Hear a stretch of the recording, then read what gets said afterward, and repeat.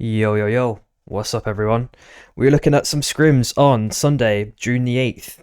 So, thanks everyone for joining. And make sure you got your snacks and drinks ready, because it's going to be a fucking banger last day of our scrims in this scrim block for the week. I think we are maybe waiting for just one person on TC and we should be good. I'll just scoot you over to the actual official view. Boom, there we go.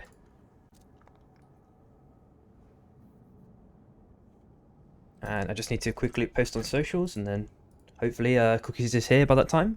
We've also got Sprokane subbing for QTS as well, so that's going to be great. I think he's only subbing for a couple of games from what I saw. Who have we got in the lobby there? We got 3LP. I think I saw. Let's quickly adjust these. I just my OCD is just taken over. There we go. Oh, I'm getting a message from Atomics as well. He's telling me, I think we're expecting a Michelin, Michelin star dish here coming from Atomics on the myth.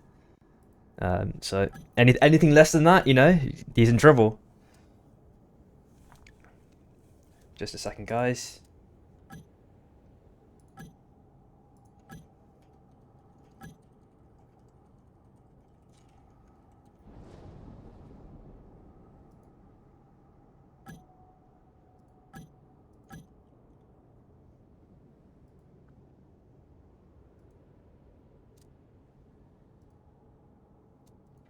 I think Cookies has like is it hockey if I'm not mistaken? So I think he does some stuff like that, and then he just comes back home just in time. But maybe he's a bit late today. I'm not sure. Don't quote me on that one.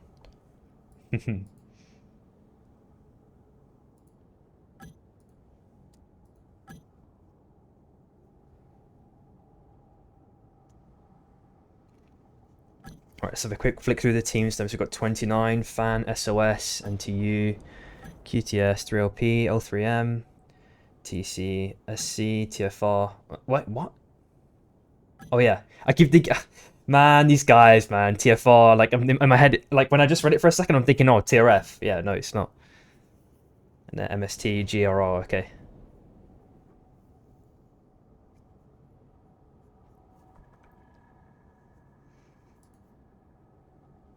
And as per usual, we will be running, the first game random, and then we run through like that predefined list that was, you know, done, agreed upon by the community from that poll we did. So just a quick refresher for everyone. That is going to be random first game, and then let me scoot over to that that Discord poll because I always forget myself. I will, I'll drill it into myself eventually that what it is. But yeah, first game is thingy, random. Second is glider. Third is bombing. Fourth is bullet train. Fifth is final destination, and sixth is cross country to round it off.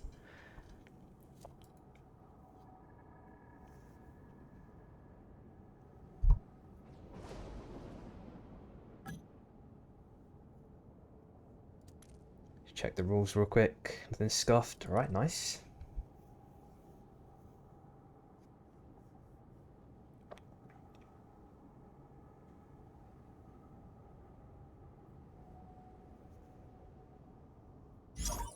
Nice, and Cookies is here.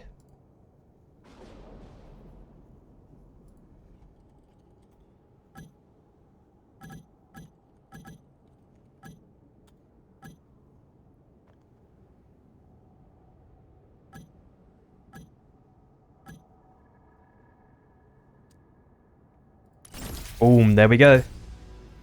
Choose wisely. Game one. Oh, we get the RNG bombing runs. Okay, then. You are the drop leader.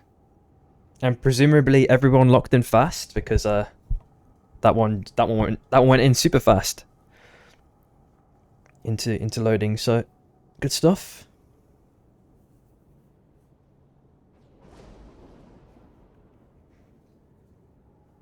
Maybe it was a PC reset that did it. I'm not sure because I did restart my PC today.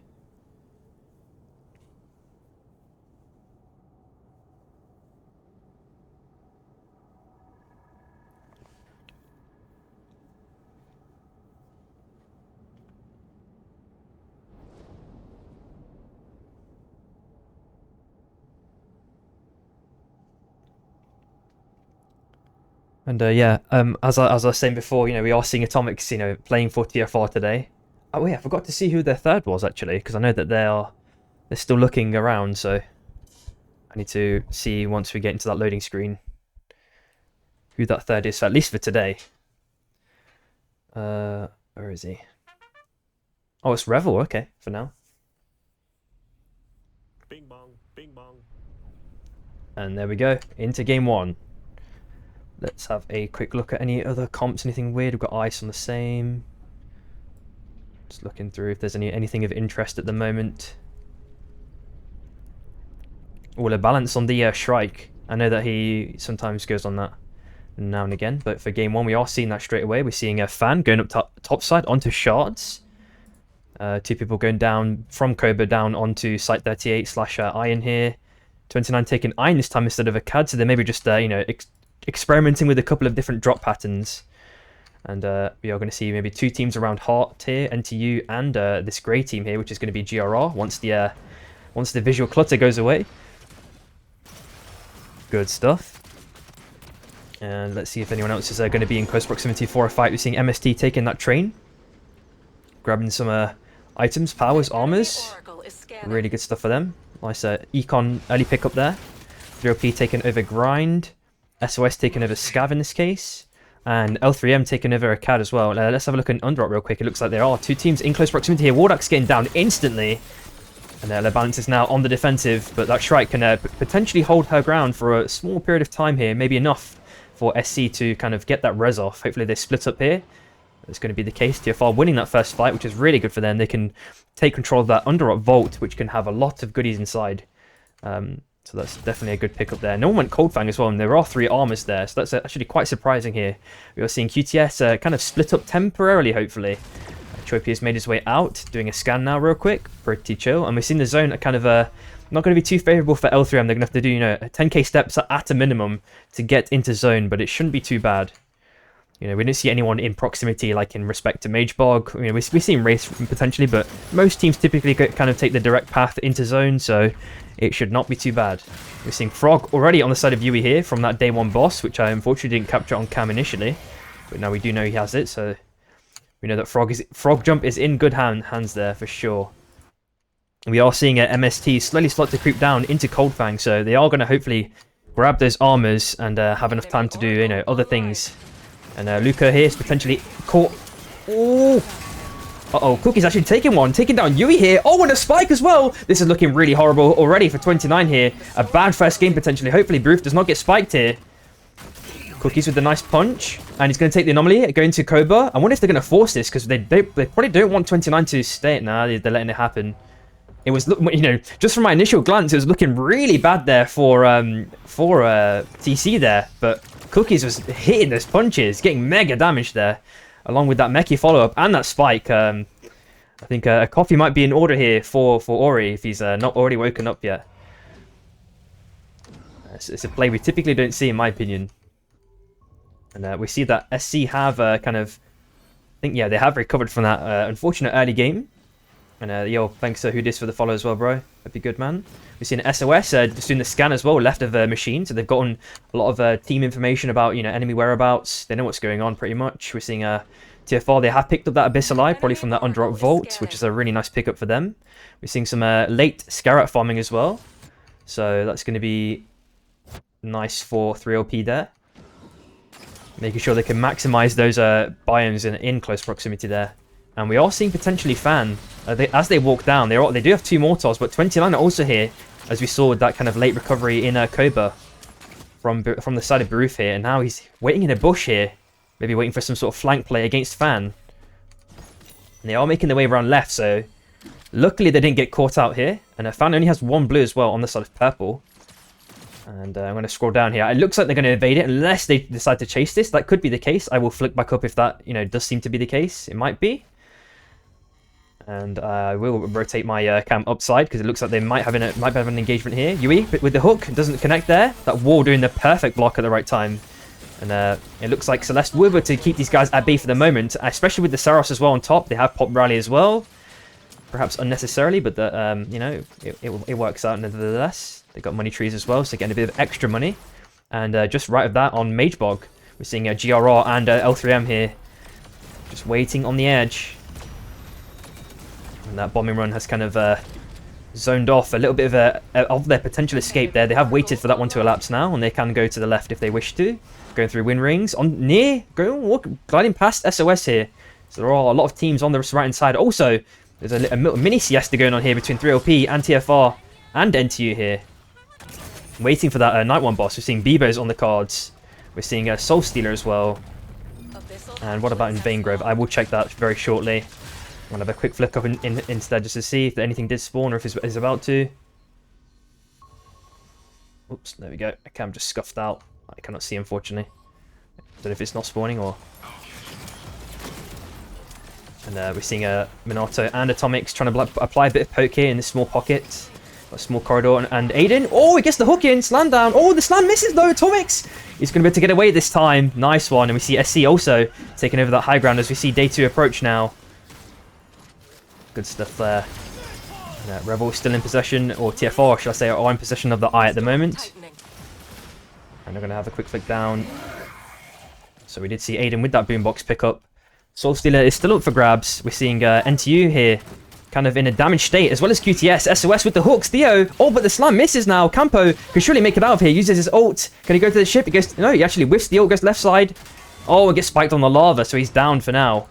And it looks like NTU is already going to attempt a res on Orlando's full south side as well. We see Atomic's taking aggressive here down, so the cook is in full effect here. TFR are now still continuing this push. There we go. Atomic's taking another one down. It's just Godefroy left. Last live on GRR here. And he's going to be able to make his way full north, potentially into Koba. We are seeing TC also glancing over Koba, maybe going for a shop. We're seeing Frog in the hands of TC now. As we saw, Yui died not too long ago. And we're seeing QTS take over Molten here, and potentially another fight here between this Lilac and Purple team, L3M and TFR. Atomics kind of on the left-hand side here. And Minato and Rebel on the shop, just moving their way upwards. They're hopefully going to reunite not too long. We're also seeing SOS and MST here. We've seen MST though, as we saw very early game, they picked up a couple of armors. Now, all 3 full armors. We're also seeing Jammer on the side of Mana as well, which is really nice. And the souls are spawning in not too long, 30 seconds roughly. We've seen Godefroy chilling in that bush here. TC are potentially checking a couple of bushes, but he's found that right little bush to hide in for now, where he will not get spotted, which is very lucky for him. NTU are slowly making their way into zone. Aiden is probably just gauging what he can do, where he can maneuver in this scenario, as there's 2 teams in close proximity here, and also Soul is spawning in 5 seconds, so he's trying to gauge what he can do, what sort of possibilities are open. Wood-Axe with no Arcane Railgun connect there, and Orlando is also looking for some LMBs potentially. We'll see if he gets some nice chunky damage off. Ash as well with a potential hook. Ooh, does not connect. And Numa waiting on that top side of the mountain. And he's going to keep doing that over and over again. And, if anyone gives up or just doesn't pay attention for a minuscule second, they're going to find themselves inside the middle of a singularity, taking a bunch of damage and being perma-stunned. But most teams are attentive at the moment. But we'll see if the fatigue does set in eventually, as some games pass. We are now looking at day 3 mob resets. It feels like these days have been sped up for some reason. I don't know, maybe it's just because all 12 teams are still alive here. No one is in that much poverty here. We have seen Aiden, I think, hook this boss back here.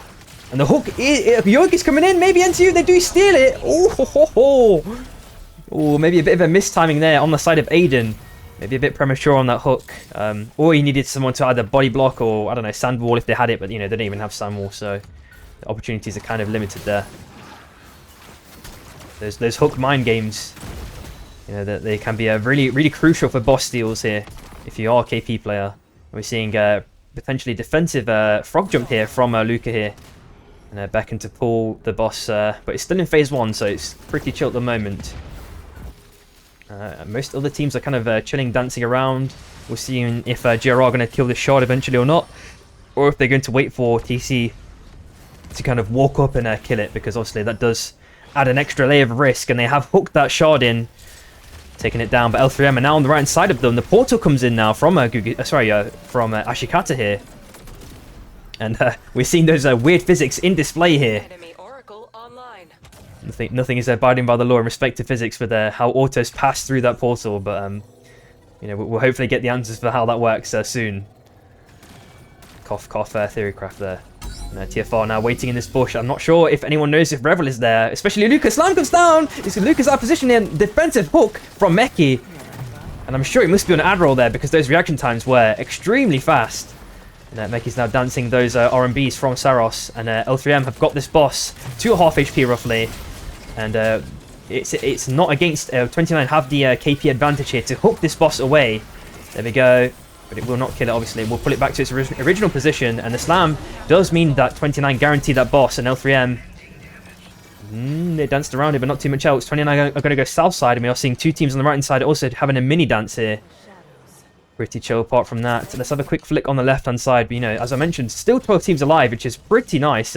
Maybe day 4 we'll probably start to see some teams 4 here. MST have managed to maintain those nice armors with the hook disconnect. Can he mantle in time? Cask, what are you doing? Oh no, and NTU. Hopefully they can just chase this one and maybe push MST into a really sour, awkward position here. That was not the encounter that they would have wanted here. Very, very unfortunate, and MST are going to have to push themselves, you know, all the way in, and you know, in this situation, res opportunities are going to be looking slim unless SOS and SC force to fight on each other, which, you know, in the midst of the chaos, he can get the res off, which looks like it's going to be the case. Sinner's Embrace and Eviscerate coming down, but the balance is already down now. Monster 1 HP here potentially. Can he get the Orb of Argus to heal up? No, he gets down, and it's just Wardax last alive on the side of SC here, and QTS are now potentially looking to apply a bit of pressure onto MST. They do get that 2-way potentially up if they need a defensive engage, or sorry, defensive escape, shall I say. And now it's nice big punch here, or shield bash from an Innovation. And Camper gets blocked here, and Theo's down now, but the res is now, res gets cancelled, and Theo does not get 10 to a box here. A lot of pressure now being applied onto Innovation. The bombing run might screw him over. He's got nowhere to run to, trying to heal him what he can, but it's not enough. Unfortunately, SOS are at 11th place. I didn't even see he went out 12th place, to be honest. That fight just happened, you know, so fast there. And we are seeing another fight now on the train tracks. Ooh, the nuke. That radiation damage. Oof. It does linger for a while after that bombing run hits. So it's not really radiation damage. Call it what you want. I don't know. But, you know, that lingering damage, that fire, napalm. And we are seeing another pick here from the side of L3M. I think they took Ashikata took out someone, if I'm not mistaken. And Akalinx is taking a big chunk of damage here from that Saros, but Shroom is healing it up real quick. They're up here are a little bit split up as they do not have Aiden no longer, and Shroom just manages to dodge that hook there. And Cooper takes out Wardax. Unfortunately, SC are out in 10th place there. And we are hearing a Fury from Ori, and he has Shroom has narrowly avoided that, so he is okay. Akalinx and Shroom live for another day. They can get their res potentially on this side, on that right side. They do have a small pocket to get that one off, which is very nice for there. We are seeing a Bond Steel on the side of 29 here as well. And aside from that, everything's looking pretty chill. What's the boss on the cards? We are seeing Gnarlheart here potentially from Imoros, Gnarled Baron. And TFR are now, you know, trying to play for this position on the south side of the train tracks. The hook does not connect on the side of Rebel. Now Luca is looking for a beacon here to pull it away. But we do see obviously that KP can obviously hook it back, or Numa can also TP it back. So it's definitely going to be up for grabs here. Highly contested. We've also seen the double chonkers also placed here. And Vali Meki comes in with the hook, and that beacon also is going to pull it further to the side of TC now. Making sure that hopefully TC can grab this one. Oh, and the grief there! And we'll see. Let me just double check that. You pick that. Oh! It's cancelled! And the boombox is also placed as well. Okay. So some defensive measure there. A double weird two-way there as well. Let's have a quick flick topside. Looks like there's a bunch of action here. Oh my god, MST. 3LP just got taken out in the blink of an eye there. I think 29 collapsed on them after they just got the res on Aiden there, unfortunately. We know that circle was closing, so yeah, that's a very unfortunate circumstances there. And QTS are only 2-man, and they are trying to get Choipia back up. 1 minute 20 left on that most wanted. And full left side, we were seeing MST.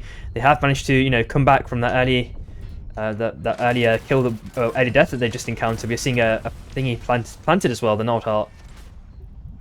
So also Chronoxus with that 1 minute 35 on that most wanted. QTS maybe looking for an opportunity to pounce to guarantee they get their own crown, or the crown from Chronoxus popped here. And TC have placed it on the high ground, but it is in a sort of awkward position. It does mean that the zone will now, be favourable to them in terms of the zone pool. So we just need to see how other teams are going to rotate around this. We do see obviously Chronoxus hiding in the bush right side, and 29, with potential rotational powers here with the two ways. That train is going to be very slow in this instance, so it's unlikely that people are going to die to it. The hook does not connect on the side of Yui here, and MST are now slowly pushing onto QTS. Hurricane with that slightly premature ulti, just providing himself with a bit of breathing room, which might be enough here. 20 seconds left on the other most wanted of Campo now, so he does not have long to wait.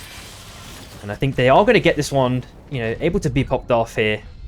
And some of those walls are now being placed from the side of TC. Baru finds a Chronoxus here. We knew he did not have long on that most wanted left, but I believe he got hooked in and then slammed down.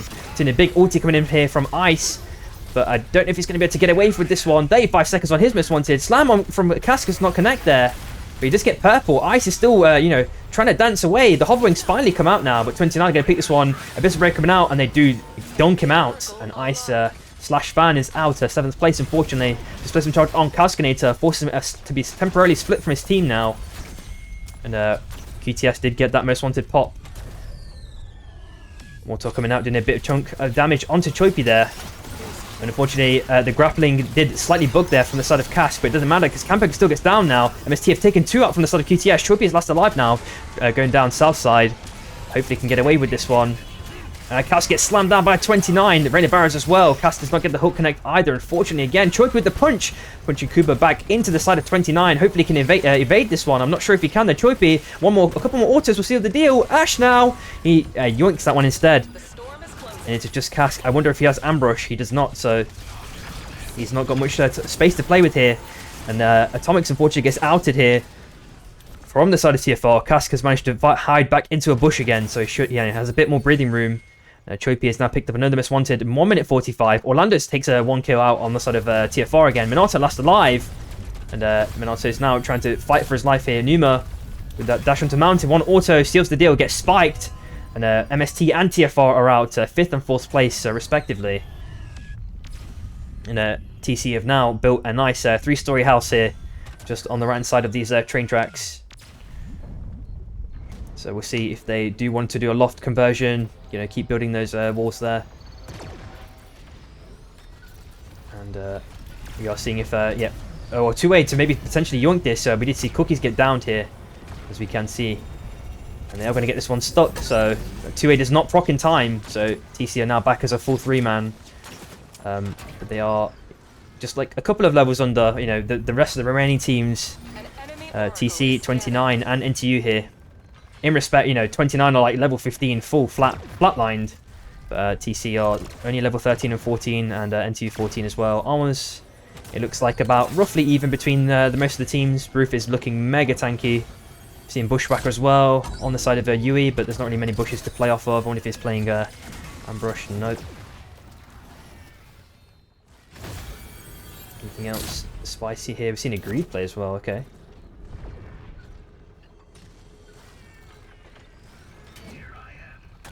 And I think with that 2-way that Baruf has as well, we might see some fast rotations that might catch TC or NTU off guard here.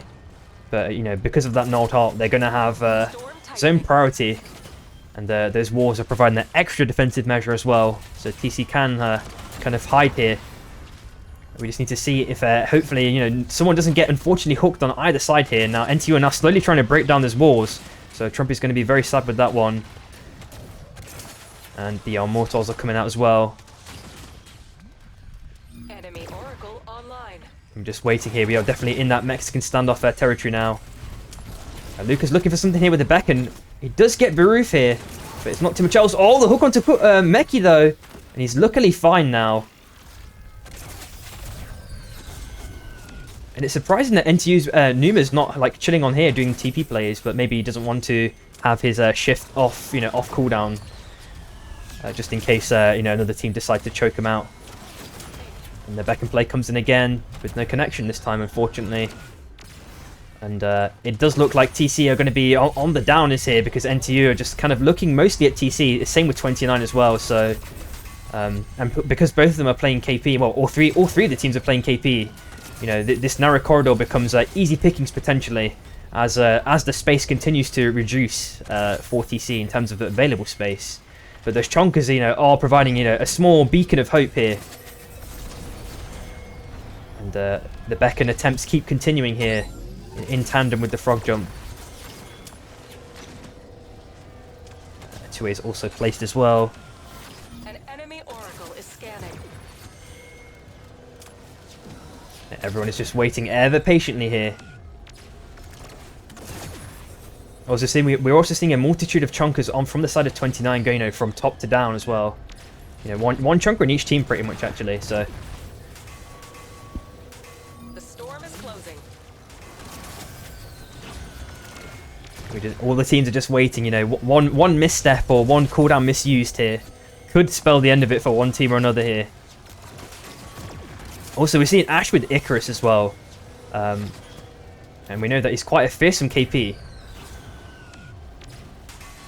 Armor repairs are coming in from the side of Luca as well. Let's have a quick look at money as well to make sure that everyone can do those armor repairs should they need to. I'm not sure if the Mexican standoff will last too much longer. Ooh, Ash was pretty close with that hook here. And a quick look at Train. Train is very far away, so all teams should be chill. We have to use one dash there to avoid that Mechie hook here. Luca's trying to beckon onto Orlando's, does not connect.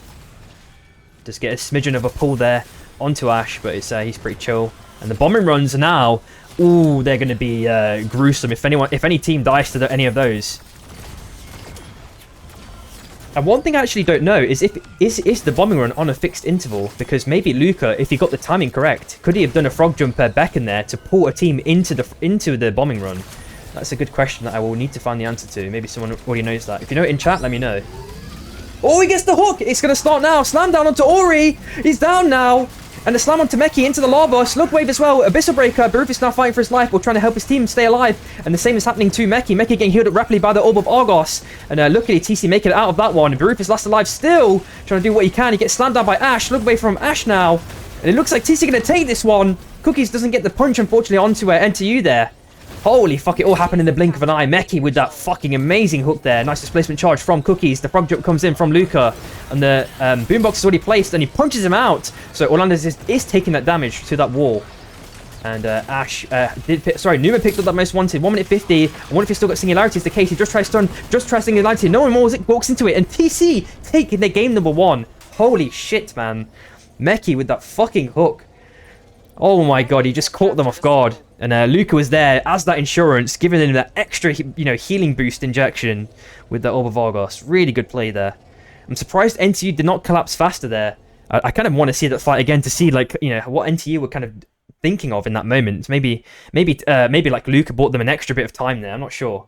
I was so focused on that top right side of the map that it's almost like NTU didn't exist there temporarily. But really good stuff to see from our TC there. Good stuff. I am just going to update the scores real quick and then we'll get into game 2.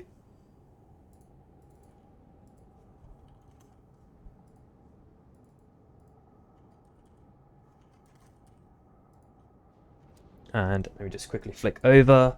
So now we are into glider engine territory for game 2.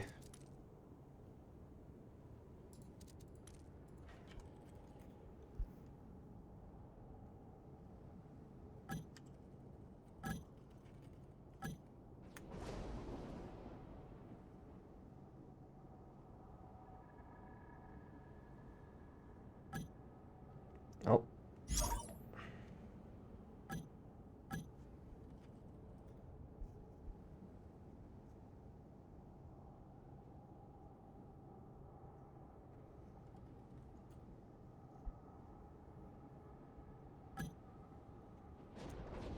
Let's go. Select your hunter. Let's light this. Alrighty, so yep, Sprokane did fill in for one game for QTS, and I believe OC is now back for QTS, so they are back with their full roster. So thanks to Sprokane for filling in for that one.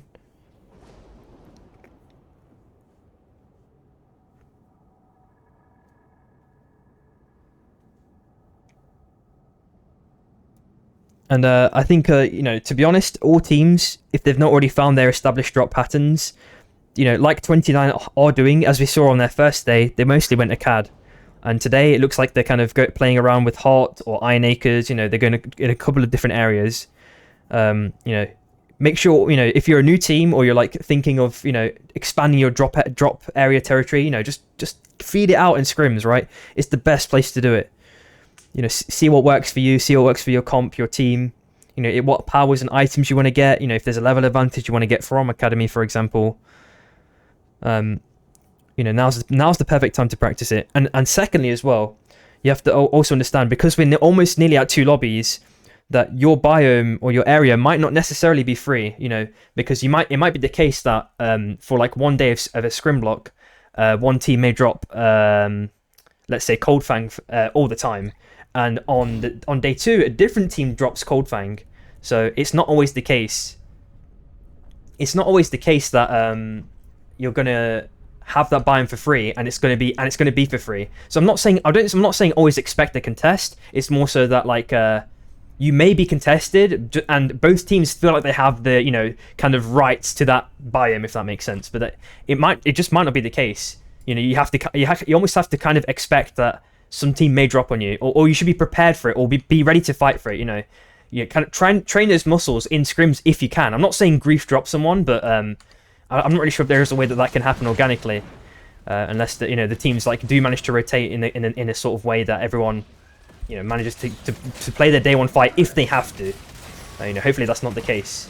Shroom taking a bit of extra damage here. We're seeing a lot of teams dropping here. We're seeing a potential fight on between GRR and 29 here. And Godofro is really low on HP, healed at the last second by fire there. And you now daggers in against Brufus, heavily split against this team. Only level 1, and 29 are already downed here. It looks like 29 are going to go to race, get that res off.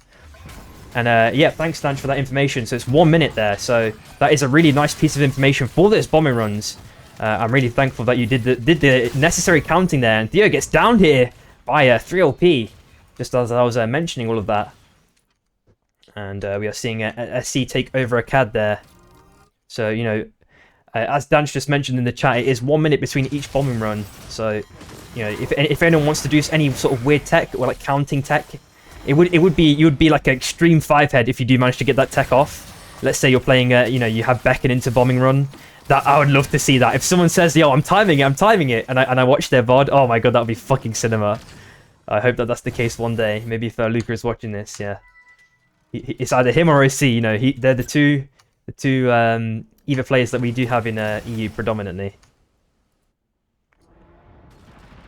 Oh yeah, very true, Danch. Oh, okay, it's like that. I see. Okay, there's not even like an initial offset either. So yeah, Danch with even further clarification there. You can just look at the clock on the top left of the map, and you should be pretty chill. And we are seeing anything else. It looks like everyone else split farmed after that, like kind of awkward day 1 fight between GRR and 29 there. The 3M are now walking over to Cold Fang. It looks like NTU going to grab those armors from Underrot. Big stuff.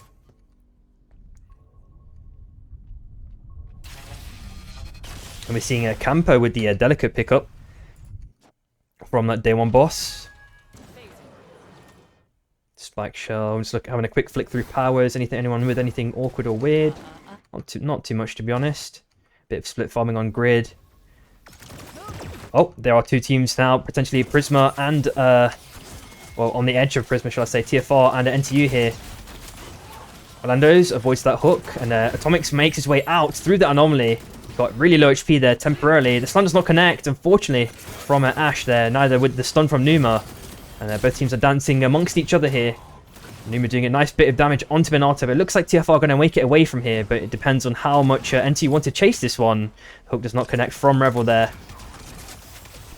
And it looks like, in my opinion, that Orlando's would like to get tree combo eventually. So we'll see if that's going to be the case. Because he is holding onto the axe for the moment.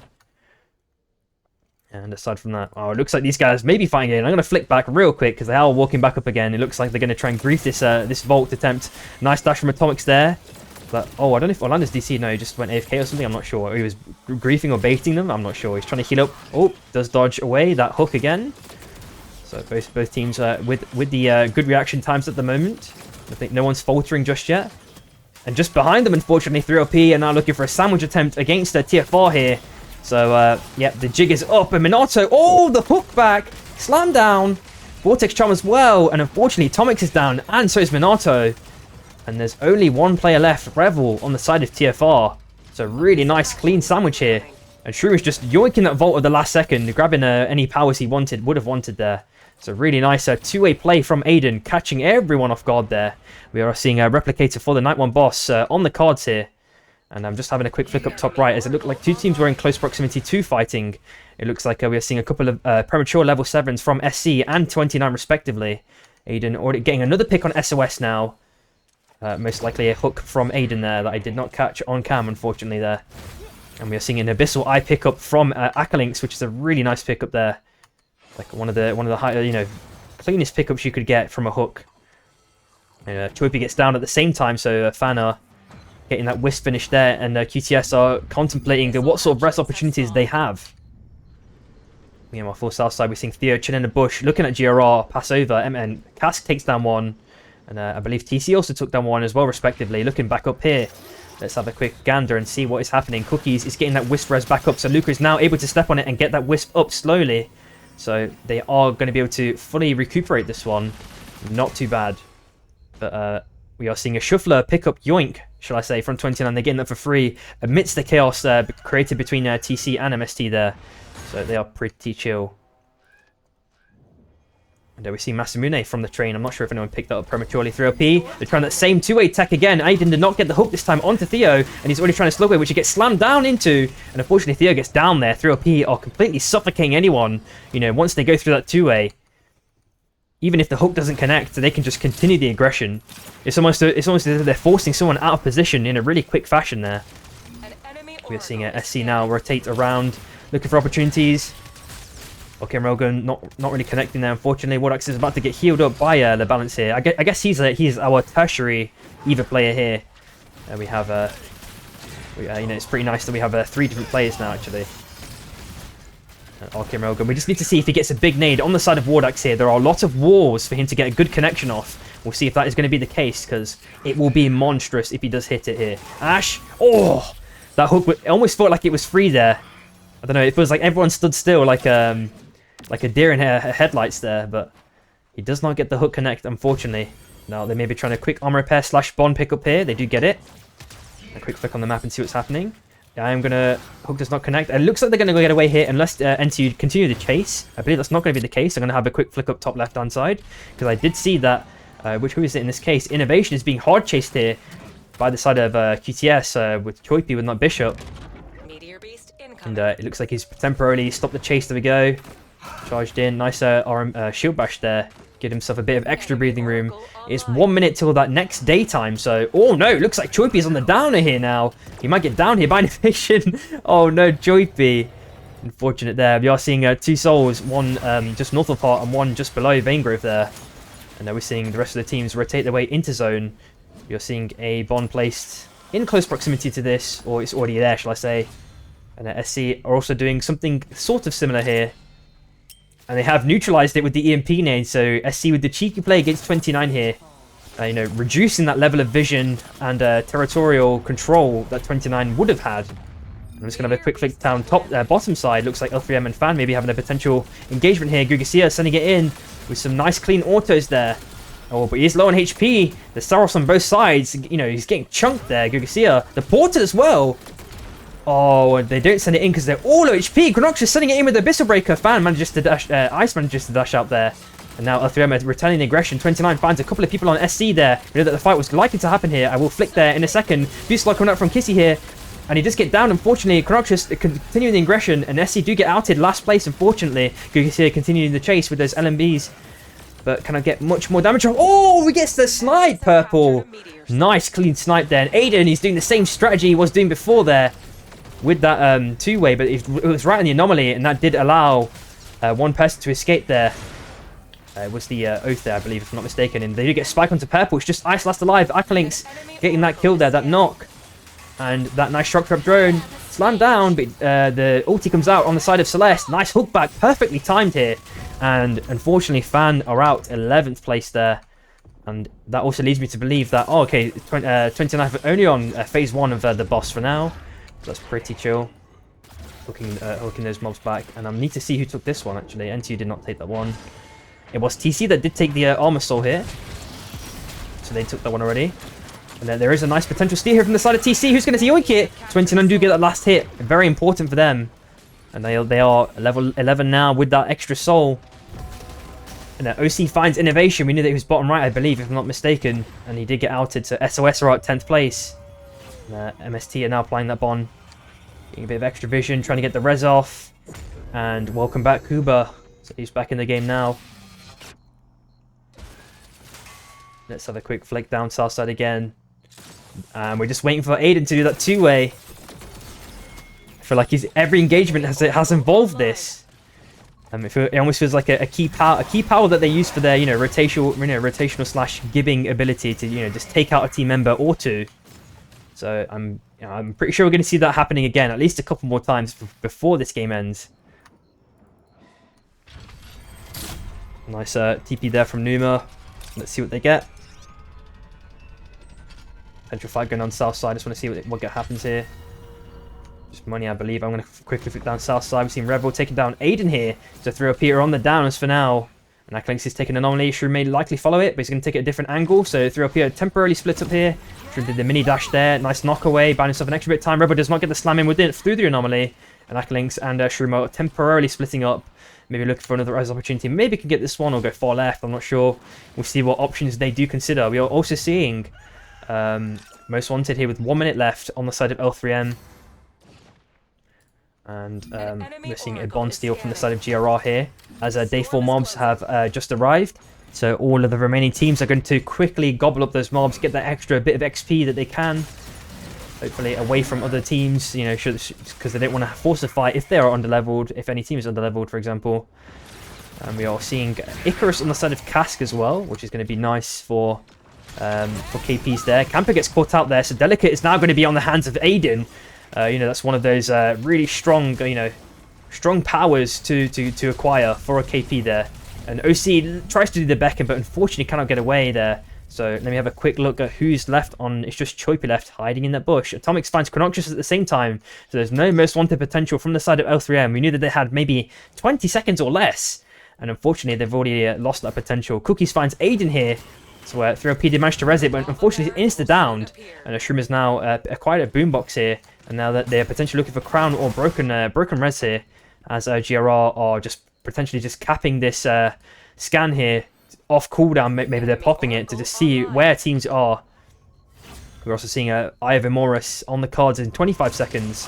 Hook come in, slam down, and Ash gets decimated here. To NTU are only just 2 man now, maybe looking for that broken res repair. There we go, and surprisingly, 29 a lot looking to continue the chase here. Let's have a quick flick on the left hand side. Luca is good for now, pretty chill. Kuba's taking a decent chunk of damage, but could go vegan mode on the left if he wishes to. They are going to heal up on their bonfire, so they are pretty chill. And 3OP did manage to get everyone up. It seemed that the res was no, which res did they take? They maybe took top res. I don't believe they got a spike unless I didn't catch it. Either way, it looks like Ivor Morris is now being damaged by 29. It's about half HP already, and there are no teams in proximity. Or is there a two-way to steal it? So it looks like Ivor Morris is going to go to 29, and Akalinks finds Choipy here, probably in that bush. He was chilling there forever, and unfortunately they are outed 9th place. Very unfortunate for them. TC and 29 are now dancing amongst each other, but the hook comes in against Meki, gets slammed down. It's not Meki, but it's Luca. Luca gets downed here. So 29 are now considering their new res opportunities. That Delicate is providing Meki with a bit of an opportunity to scout and kind of see how 29 are looking power-wise, if they haven't already seen how they were looking. Maybe just provide a bit of pressure as well. And MST now guarding this res, which is going to make it difficult for TC to get their 3rd member back up. And Meki is looking to probably pick up Crown here. There is a nice kind of radius of Abyss to play with as a KP. And Shroom finds aggressive here. And TC, the 2 members of TC are finally reunited. They're going to quickly flick around these train tracks. Looks like a potential sandwich situation here.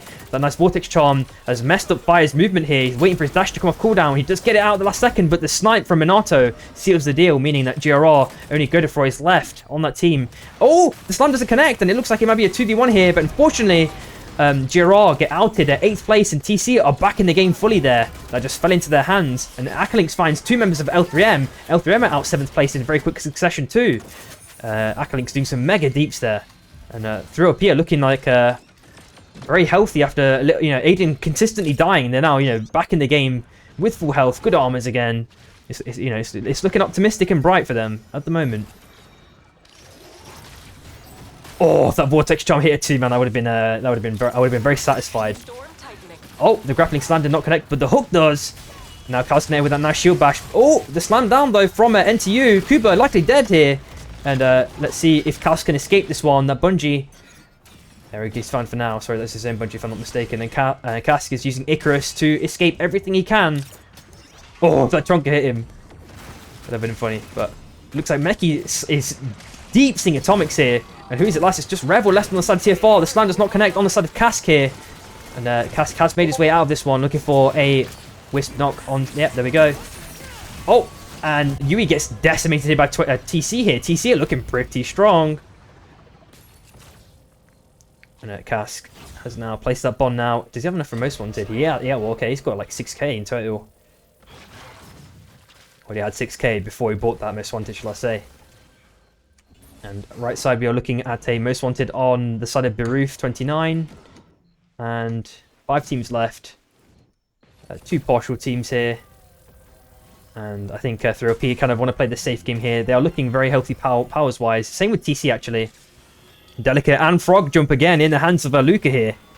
So maybe it's no longer Blackrock, the boombox guy. It's now Luca. Oh! The Chonka blocks it. The hook back. Slam down. Oh, he mantled. It's so buggy, unfortunately. And, yeah, MST still get outed, unfortunately, 5th place. Very scuffed set of scenarios that happened there. And a Meki. Oh, trying to hook against Shroom there. Does not get it, though. And their back comes in from Orlando's, maybe. No, okay. 29 are now back as a full team. And we see that they still have the Ivan Morris buff from that Bubba's Brain, whatever you want to call it. And the double chonkers are on that temporary bridge. Stay inside, Make it very difficult to, you know, to play that space. It is a really nice control that they've acquired here. And a bond pack is coming in from the side of Numa. Gets displacement charged away into those rain of arrows as well. Snowballs are coming in with not much connection. NTU are being potentially forced off here. They've even placed a pad here. Oh! And he does hook it, reel it in. And Orlando gets deeps down super duper fast here. NTU, the rest of the members of NTU did manage to make it down. There is a crown in the possession of Ash now. It looks like a massive fight is now brewing here on the left-hand side. The boombox has already been placed now. And we're looking for a hook away, nothing. Oh, Cookie's getting a nice punch on Aiden here. And how much follow-up will it carry on here? Grapples out the last second. And Shroom desperately needs to heal him up. He does get one heal on him. Meki does not get the hook connect. And 3OP have luckily stabilized this one, but they are running out of position here. I think a back play should have maybe came out here because Acklinks is now split from his team. Looks like TC are going to punish Acklinks very hard here for this one. And the hook comes in from Ash. He's going to get the slam down. Oh, he did get the steal. TC stole that one, unfortunately. So, oh, and the last member now from the side of NTU gets slammed down, and unfortunately NTU are out 4th place. The Hooks are still continuing the slam down, and unfortunately Yui's down now, so 29 is still another, again, 2 members. And 3LP have just picked up a most wanted themselves, as we saw Acklinks just got downed. Very unfortunate that NTU did, you know, got their kill stolen there. And a nice Beckon here. Doesn't do that much actually against Biruf or Ori here. Hook does not connect on Ori either. Cookie sending it in with ult onto Ori. Punch into the zone. Nicer dash hover wings. But the Meki follows it with the grappling slam onto Ori. And it's just Biruf last alive. TC looking really fucking strong here. 1 minute 30. They are trying to stick a res here. I'm not sure if that's going to be an opportunity. Hook slam down. Oh, the hook at the last minute. True. Oh, he couldn't dash away, unfortunately. And Aiden is trying to fight for his life now. He's not going to get the slam down. He gets slammed himself, unfortunately. And wait, who is alive is the question. Yeah, sorry, Baruf. I forgot about him for a split second there. He's maybe looking for a crown. He does pick up the crown at the last second. Puts the pad down. Going back up north side again. And is maybe waiting for some sort of slam through the wind rings, potentially. It was going to use the wind rings himself. We'll see what's going to be the case here. And what is he? He's double touch of life as well. There we go. Oh, okay, the damage is starting. They're going to try and force him to take the wind rings, all go down left. Nice punch back. Ulti as well. Sinner's Embrace, not to the left-hand side. Abyssal Breaker. Oh, Cookies! That was nearly disgustingly close to a spike there. And Cookies is now waiting for a bit of mana here. Oh, that Shield Bash coming in, doing a nice chunk of damage. But I don't think it's enough. One auto, there we go. And TC take game 2. Damn, TC. Looking really fucking strong so far.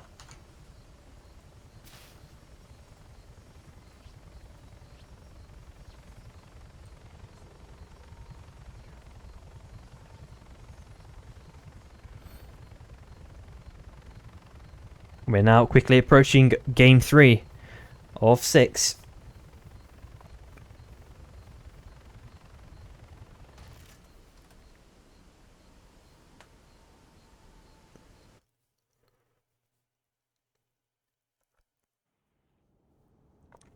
There we go. Alright, let me have a quick flick back at the next one, which is going to be bombing run. There we go. I know we've already had a bombing run, but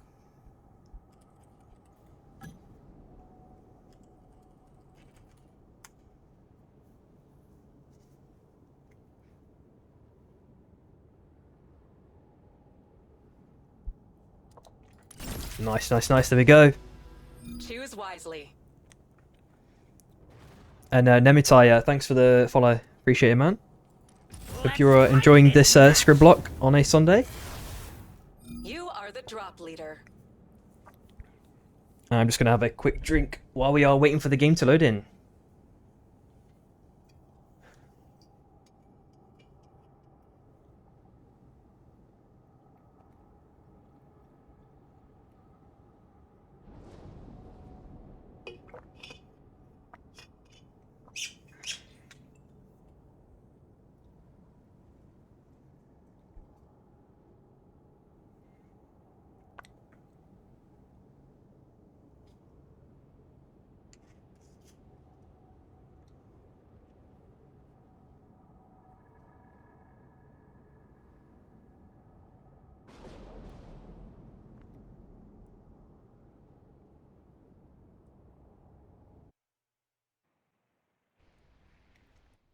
Alright, we are just about loaded in, guys.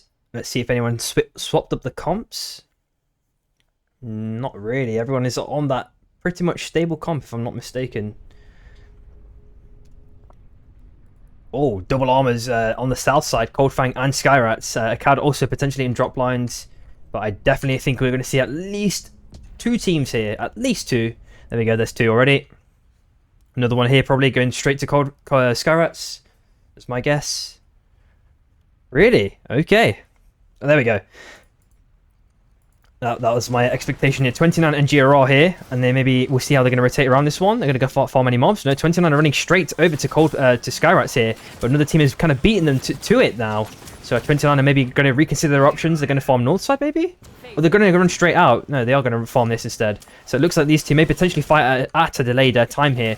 Fana taking the mobs just underneath Enshrine, but there's a team just above them as well, so it's going to be a mini dance between those teams. SOS kind of got the free armors in the end, I believe, unless Fan decide to go south side and grief that one. And Wardax finds Kuba already straight away. There's a massive fight going up north side and south side. I'm going to have a quick look over at Iron Acres here. And Ori finds a GR, another one on GR. No, nice punch from Cookies. Gugusi is down. Nice dash shield bash from Chronoxius. And Cookie's sending in with another. Oh no, Meki with the slam as well. And Ashika's last alive. And I'll quickly flick down south side and see what happened there. And GR, unfortunately, get downed. I could not catch the fight as there were 2 fights happening there subsequently. And GR did not, get the value out of that initial aggression. They probably had levels on 29, but they did not continue the chase, unfortunately. And 29 just diffed them, unfortunately, there. Very unfortunate. And Theo is now dancing around, maybe doing a bit of information acquisition there against Fan. Trying to see what is going on and seeing if there are any more mobs to grab on the side of Grind, for example. And it looks like SOS have now moved their way up now. 3LP. Seeing a Soul Stealer high roll. Slam down from Aiden. A nice Vortex Tron catches 2 of them on the side of SOS. Theo 1 HP. Can he get out? This one is the question. It looks like he will. Aiden with the really, really fast grappling by as well from that shop. So he does have 1 in tuck now. Just waiting for that cooldown again, just after he used it to escape. Theo is also trying to buy real quick. Vortex Tron does not connect. And Aiden probably with another hook. Oh, just misses very narrowly there. And Mana needs to watch his glides here. His dashes, sorry. Just get rescue grenaded out there. So he is going to be safe for now. 3RP. And now continuing, maybe thinking if they want to chase again. They do not. Pretty chill apart from that. 29 are obviously going to farm the rest of those mobs. Get the armors as well, which is going to be a really nice boon for their team. Extra bit of power. We are seeing MST also farming up Akkad as well, so they're going to have that potential early level 7 QTS with some mega split farming here. And SC a slight bit underleveled, but looking to grab some items, powers, levels, armors, all of that stuff, which is all good for that early game. And we're seeing 3OP walking up now onto NTU again now. Well, let's see what happens here. And no Vortex Charm connect, and Shroom is just sending it with some small autos. We just get hooked here, and the hook return. Hopefully Shroom can get out of this one. Slam down. Unfortunately, oh, that's Vortex Charm doesn't really connect now. And the TP steals everything away, including the Wisp. And the Bomber now is potentially griefing things here too. Orlando is standing in it for Perma. Aiden, no grappling connect either, and they're going to have to definitely look for a res opportunity here because Shroom is definitely not going to be able to get, they can't get him back for free here for sure. We're seeing Fan with the rotate with the train as well, going to the right hand side potentially. Ash maybe looking for a hook against Kissy here. No, okay, it's fine. Aside from that, we're seeing 29 doing the 10k steps back into zone, and Mana Core is being farmed up, getting armors, buying items as I mentioned before from the side of L3M there.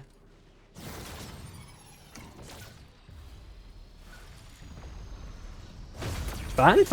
Oh, purple! What is happening? Oh, one auto! Oh no, purple! What are you doing? Oh, there's been a major miscom there. Unfortunate there. And let's see. Yeah, okay. So we went for the Interweaver. An enemy oracle Must have got a lot of money then. Or he just got a high roll, I guess. Maybe an early purple from a mob drop. Oh, but he gets spiked from the arcade railgun. Wardax now fighting for his life here. Just making away. And Numa finds 2 here. NTU finding a load of people on purple. I believe they just rezzed out on machine. And it's just Kissy left now. He has a grappling. I wonder if he can use it correctly here to get that extra bit of momentum and dash out. He's already used his dagger now, so that dagger's going to be on cooldown. Does not take any damage from the lasers, luckily. And I think he has bought himself enough time, but he's now running into the hands of 3OP here.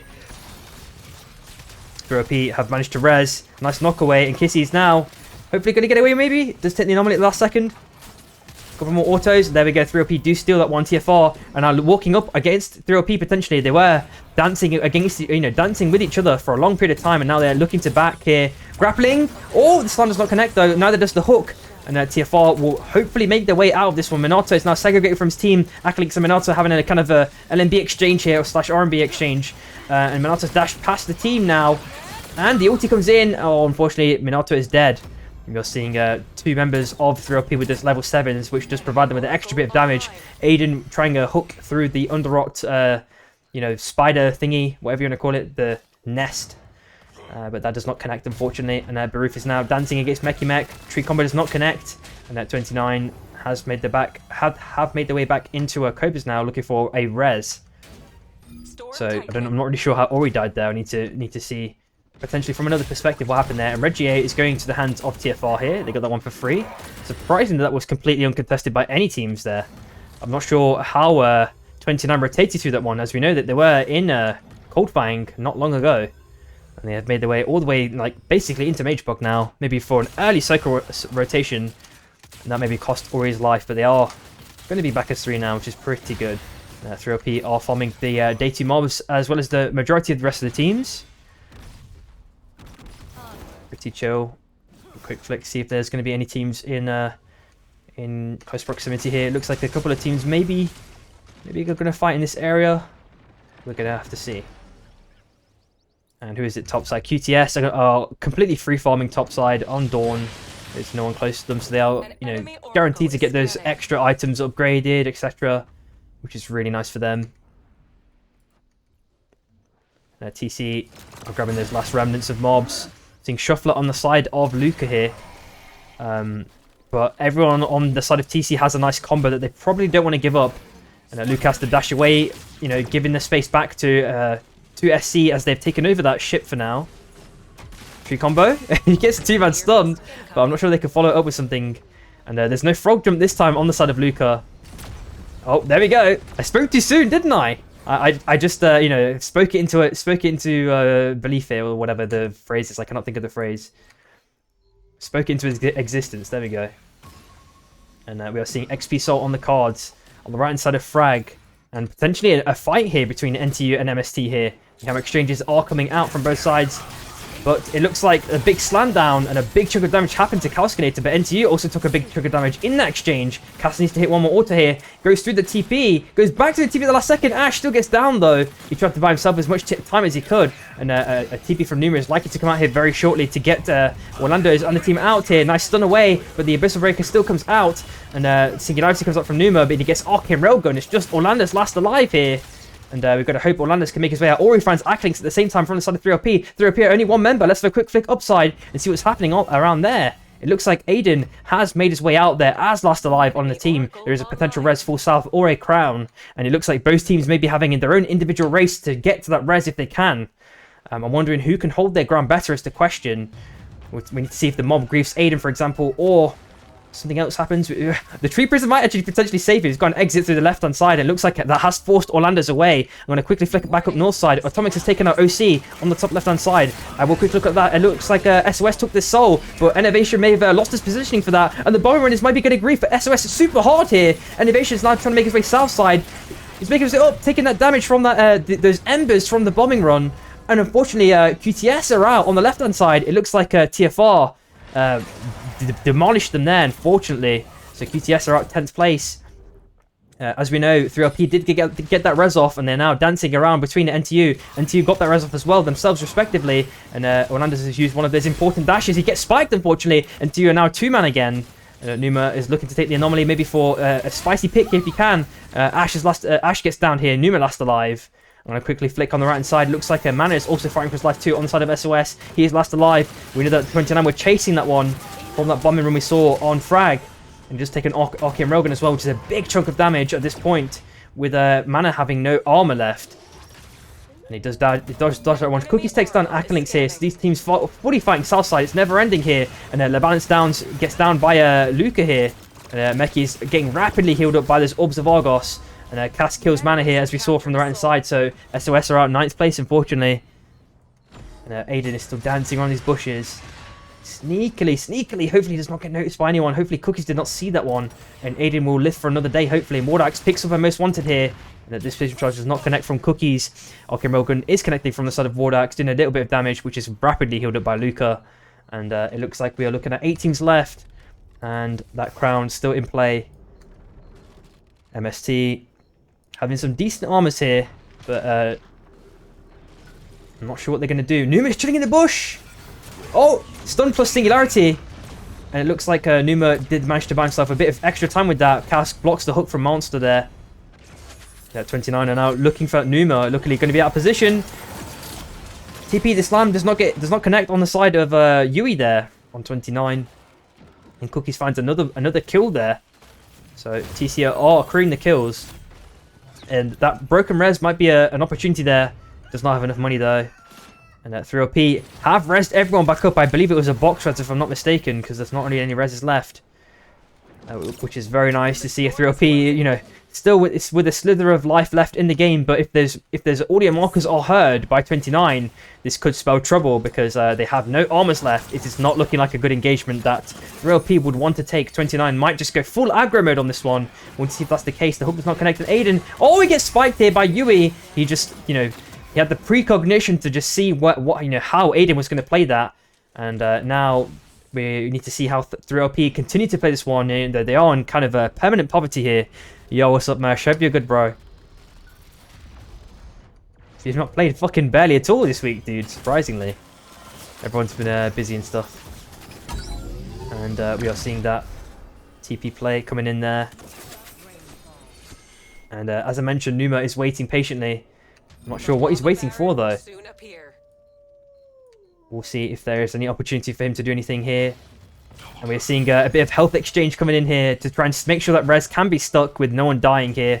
And that is successfully performed by 3OP. They are back in the game again. As I mentioned before, the extreme poverty under-leveled as well compared to the average. I would even argue 29 is slightly under-leveled as well.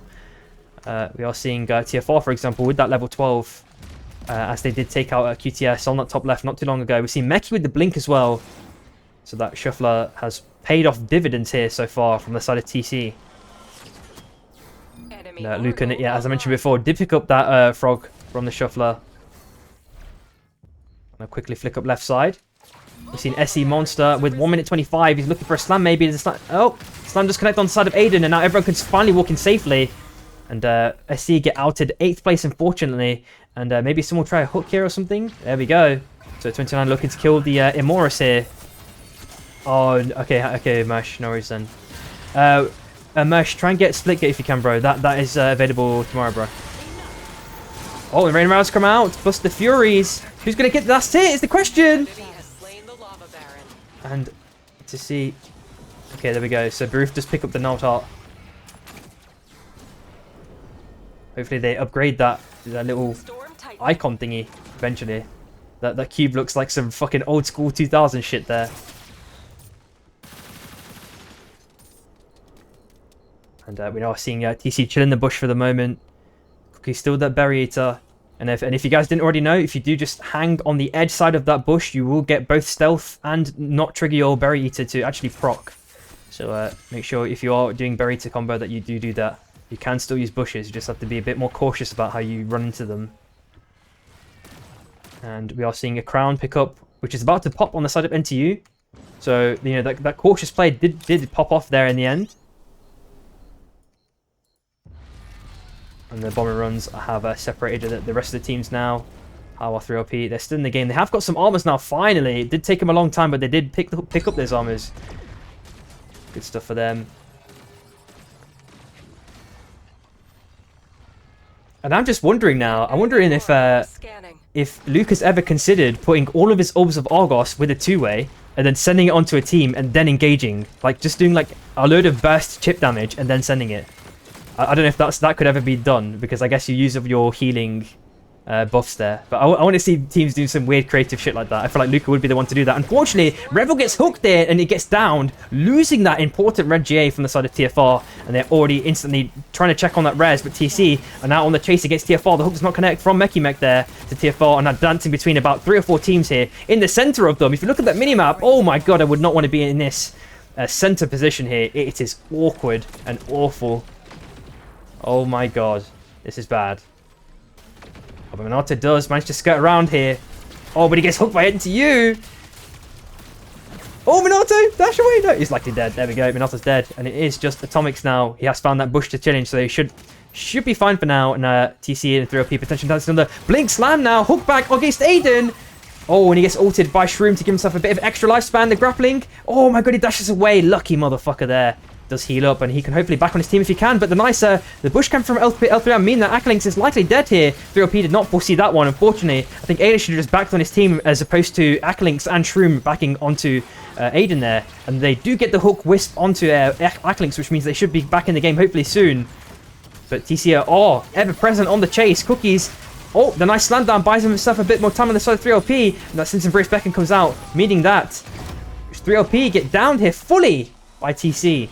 3OP are out 7th place. That was TC with a very, very continuously clean engages with that Eva there. And the zone pool is now slightly favouring L3M here, but they are kind of poverty on armors a slight amount. And TC are probably going to pounce on L3M in not too long. That would be my assessment so far. That seems to be their consistent game plan. We'll see if that's going to happen again very shortly. And unfortunately, no one gets... Ashikata does not get ionized there. And who took it? We know that 29 did take it, so yeah, we are seeing that the zone pool is being manipulated now by the set of 29 with that Nald Heart. And Cookies takes out Gugusia, as I mentioned before. I missed it, but I did call it before that this was going to happen. But MST are now here in the midst. And let's see if they're going to apply any pressure in time. No! Oh, the Blink Slug Wave from Meki plus the Slam means that L3M get out in 6th place. Meki is super, super quick on those reaction times, catching people off guard. And the blink just means that people have, no chance to escape in this case. The hook does not connect from Meki here. And TC are just waiting for this next batch of cooldowns to try again that second attempt. They have got their full cooldown resets in respect to ultis, because they did get a full team wipe here. And Ash does grappling away. Nice punch here. Oh, the Singularity catches Cookies. Oh, with the hook back. Cookies is safe for now, but the bombing run means he has to go north side. Same with Meki. team is temporarily split here. Luca is out of position, maybe trying to do a 1v1 against Nuba, but he does get stunned. Oh, is he going to die? He does get died. They both die 1-for-1 exchange here. And 29 and now want a piece of the pie. They're walking down against NTU for the moment. A couple of ham exchanges, but they seem to be okay for now. On the Whisper as it's coming in from the side of TC. Will they get it in time is the question. Luca needs to desperately try and get away, but the grappling means that he's dead instantly. And Cookies is now going right side. Ori is 1 HP. Meki tried the blink slam, but it didn't connect. And unfortunately, the blink has not been donated to 29, which is really fucking bad. Cookies now needs to play for placement if he can, or pick up a most wanted, which does happen. But hook slam, and it looks like unfortunately TC are out 5th place. We know that Luke is going to be complaining about that one, I believe. But I feel like that was kind of a fair death from that team. And NT obviously now back as a full 3-man because that crown popped. So they do have another chance at winning this one. But 29, these powers, I would not want to be facing 29 here in this situation. They look disgustingly strong. And especially Yui with that blink and Frog. It is like absolute bis almost on the KP. Storm's on the move. Stay inside, it's I. Oh, Ash! Okay, he tried some grappling tech there. We'd like to see it, but no, nothing connected there. That would have been an absolute fucking clipper if that hit though. Now, Cass finds Atomics there. So we saw that he was bush camping for fucking infinity, but he did get found out, unfortunately. So TFR out 4th place there. So play for placement points, and that that did pay them dividends there. And 29 have actually been forced off. I've just recognised they have been forced off their own Nord Heart here. So we're going to see how they want to play around this one. We also see a 2-way from the side of NTU here, kind of blocking off this entrance point. Preventing 29 from kind of freely walking through there. I believe they could walk around this edge if they wanted to, but they would, it is very concentrated and small, so you're likely to get hooked or, as I mentioned, Ori's doing that thing I just mentioned, so. And we are seeing guys on the side of Cask as well. A bunch of money trees set up as well. So MST can get those armor repairs. I wonder how much money they have anyway. Not too much.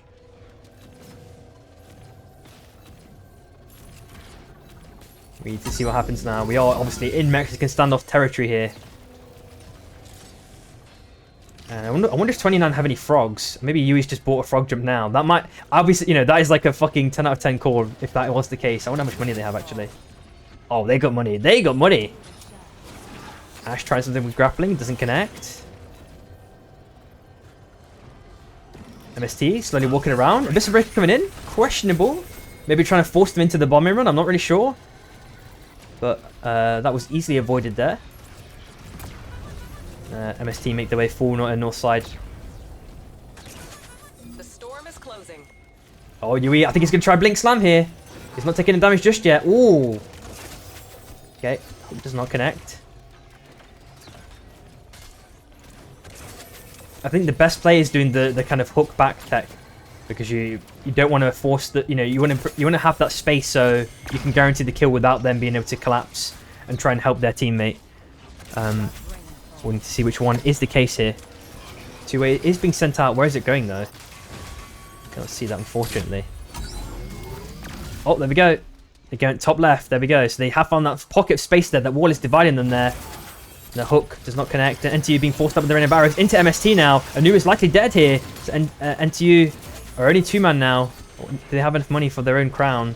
If they did pile their money together, they may be trying to do that when they place their bomb. But the hook comes in on the right side, and Kausk is likely dead here. Uh-oh. And Ash trying his own luck here with it, but he only gets the slam, does not get the slug wave. Orlando's unfortunately gets down as well. NTU are out 3rd place, and the fight is not going to stop here. 29 are likely to take this one, and they do. MST. I believe it was like a blink hook back, and they did catch Kausk off guard there. And those rain of arrows, when the circle is this small, that value just becomes exponential there. So Ori was definitely able to capitalize that as one of the 3 last remaining teams with a myth comp.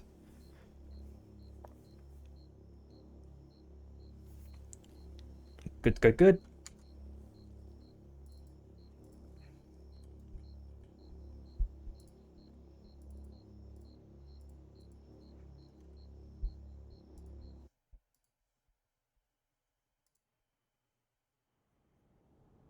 Right, now we need to just get Bullet Train ready.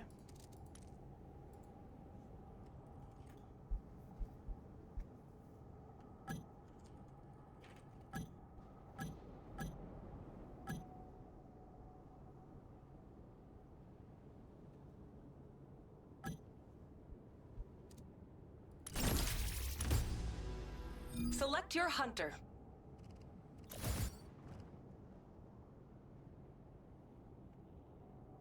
I just need to do a quick sanity check, make sure I'm not like miscounting things. No, we're good.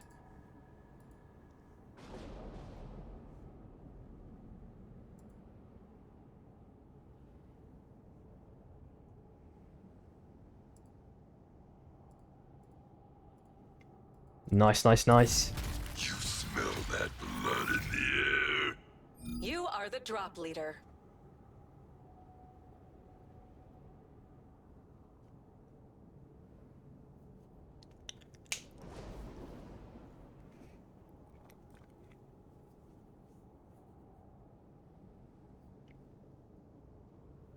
Also, if anyone knows in chat, maybe you know, Hachi, what's the timing for chonkers before, you know, like how each like chunk sends whatever?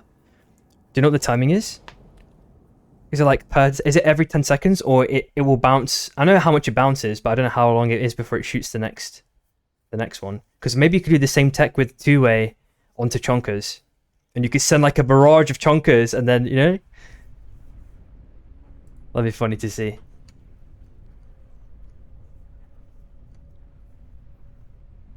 Oh, fair. I'm only saying it because obviously you guys, you know, you have the Skyrats slash Coldfang chonkers, right? So maybe you'd know the timings, but it's fair enough. We're seeing 2 Amazon Hallows, 2 in Skyrats. We are seeing standard drop rotations from Fan, nothing too special or spicy at the moment. MST taking a CAD, that seems to be their drop pattern for now. SC are taking Shard slash Immo. TC are on Sight slash Iron. Where are these guys going? TFR. We're going 1 on Train, and then a bit of a split. Okay, nice stuff. Oh, we're going like... Wait, how many teams is that? 4 teams in Catacombs! Is it... It must be a day 1 boss. Come on, show me it. Show me it. Where is it? This is going to be spicy. Fucking level 1 is going to be mega spicy here. Holy shit! Oh! Yeah, bro, 1 HP. He can't do shit here. The Tippy from Numa. He does make his way through, and they're desperately looking for those level 2s now. 3OP are also doing the same thing. They're going to probably rotate around to the south side to try and get some mobs. Maybe go to Scarrets instantly. Oh, and he gets that Wisp reset for the heal. Luckily, Numa, you lucky son of a gun there. Super fucking lucky. And, they do turn the tides there. 3OP are now only going to be 2-man. Akalink's unfortunate with that chase. And SOS grabbing those chests, grabbing that bit of money. And it looks like who's late behind the scenes? QTS. I don't know what QTS are doing here, honestly. Aiden is down as well now, so who is last alive? It is Shroom. Likely to get that Scarats res off, unless 29 decide to grief it. They are rotating down to the south side because those armors are there, but they are involuntarily also kind of chasing Shroom subconsciously here. They probably saw from the drop pans that was happening too, and the fight is never stopping here. Ash with that hook to China. What the fuck was that going? That was not hitting anything. He does die for that one as well. QTS find a pick on innovation there, so QTS are now actually getting some picks here. The blink is picked up from Campo, so that was the day 1 boss there, which they did manage to pick up. And now we need to see if that one is going to be off cooldown to catch Mana or someone else off guard here. Theo is now splitting from this team, trying to dash away if he can. And it looks like Shroom has narrowly avoided that, and he is going to hopefully be able to res his team up here. So 3OP are having some awkward scuffed early game interactions, early slash mid game interactions here, which is very unfortunate for them. But I think you had to take the opportunity. But you know, if 4 people have the same mentality as you, trying to do the same kind of drop pattern, it is not the nicest thing to happen. You know, it's hard to prepare or plan for that utter chaos that, you know, unfolds. And 29 have picked up some juicy armors there. Very nice for them. That is going to definitely help their snowball. And we are seeing Fan with standard drop patterns. Let's see if anything weird is picked up. Anything from these guys. We're seeing Jammer, Salmon Ward as well, Hover Wings. Okay, Gigantism. Revo has not bought yet, but they should be able to buy not without an issue. Looks like a potential fight between SOS and QTS here. They have forced SOS away again, so Mana did pick up an Abyssal Eye during that period. I think he got that from Catacombs, if I'm not mistaken. And Theo is now trying to glide this one, feather it properly, get away from this one. And it's a Campo send here on Mana. Got the 3 hit procs, got the strike, there we go. It takes Mana out. Theo now having to take those wind rings away full north side. And I don't know if QTS want to continue chasing this one. I don't know if that's going to be the case. Meanwhile, on the ground. We're seeing 3LP and 29. Might be a full send here. An enemy oracle is Unfortunately, scanning. Shroom dies for that one. You know, he did get his team up, and he dies for it, unfortunately. It looks like a 3LP kind of overstayed their welcome very, very slightly here. So 3LP will continue in a bit of a poverty setting for the moment. We will set up a good GoFundMe for those for that team very shortly. Hopefully we can get them a bit of money, get them back in the game. We're looking at NTU taking mana coils as well. Right side we're looking at Mage Bog. The teams are walking in. And full north side we're seeing a potential engagement. Missile hatchlings We're incoming. seeing, is it Ice if I'm not mistaken, last alive. And he does the health pack tech to dash away. And we'll see how far this chase continues. It is only night 1. And we'll see if there's any other fights continuing here. It looks like SOS also managed to get the res off. Oh, and they have chunked OC here. The beacon comes out. Mana, 1 in HP now. He's down. And Choiby, oh, the blink punch. That was fucking cinema. Nice. And it looks like SOS, unfortunately, going to be last place this game. And 3LP have had their, you know, second or third lease on life here. They desperately need to buy if they can. TFR also in close proximity here. We're seeing Delicate Disguise on the card, so all of the KPs are going to be magnetized towards this Night 1 boss. Mekimek taking down GRR. Let's have a quick flick top right hand side. There are a couple of teams down up this side as well. So GRR probably going to go Kobo if they can, or Train Res. And we're seeing MST. I think it was, I'm not sure what this was, but what this drop was. Maybe it was money? Because I didn't see any powers here. I think it was money. And oh, the hook comes in, so Numa did get the Delicate here, but Ash pays the price of his life for that one. So 3LP finally they have bought the double blues now, finally, which is really good for them. And we are looking at day 2 mob resets. DC already have treat combo on cookies there, which is nice. Warning. And then Meki with the bushwhacker as well, Storm closing. And it looks like a potential chase here. Let's have a quick flick. Orlando's low on HP here. NTU are pretty split. Numo's looking for a res opportunity here. Orlando's might just give up his life here because it looks like this chase will not stop from the side of 3LP. He's going to take those win rings, and MST on the right side forming those mobs. They probably saw this audio cues, but I don't think they're going to do anything here. Maybe one will back because their bonfire is there. We'll see. They're actually going to maybe collapsing onto 3LP. We'll see. Maybe wondering what's to get the backing, as I mentioned.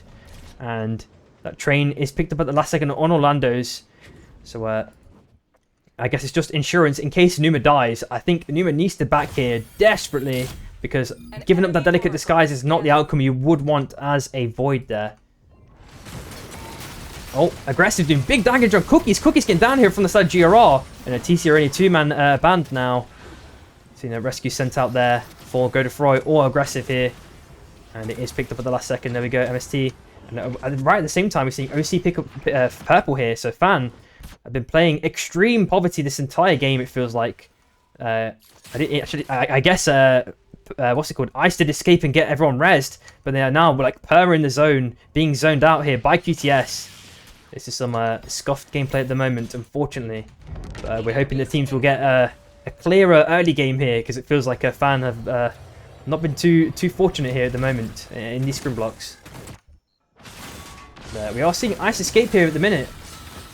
Maybe in a one exchange, potentially. Doing a decent chunk of damage against Choipy. But the rest of the QTS team is here. The health pack comes out. Dashes into 29. Is he going to donate? The kill is the question.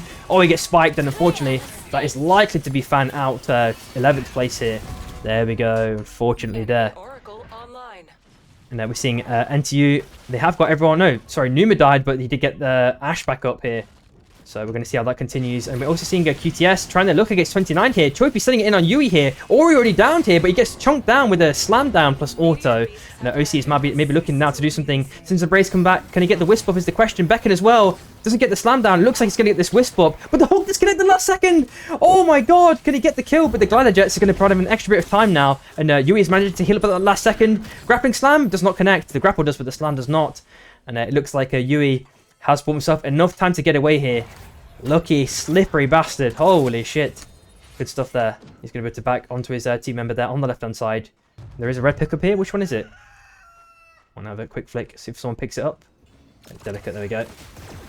Enemies have captured a meteor soul. And Storm some quick flick at the other soul as well. It is in phase 2, TFR and 3LP.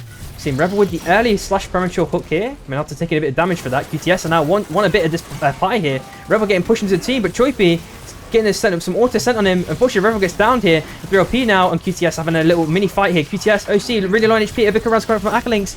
Not enough damage done though, and OC is going to quickly heal that one up. And that Revel finally gets turned into a box there. Boss is on half HP roughly.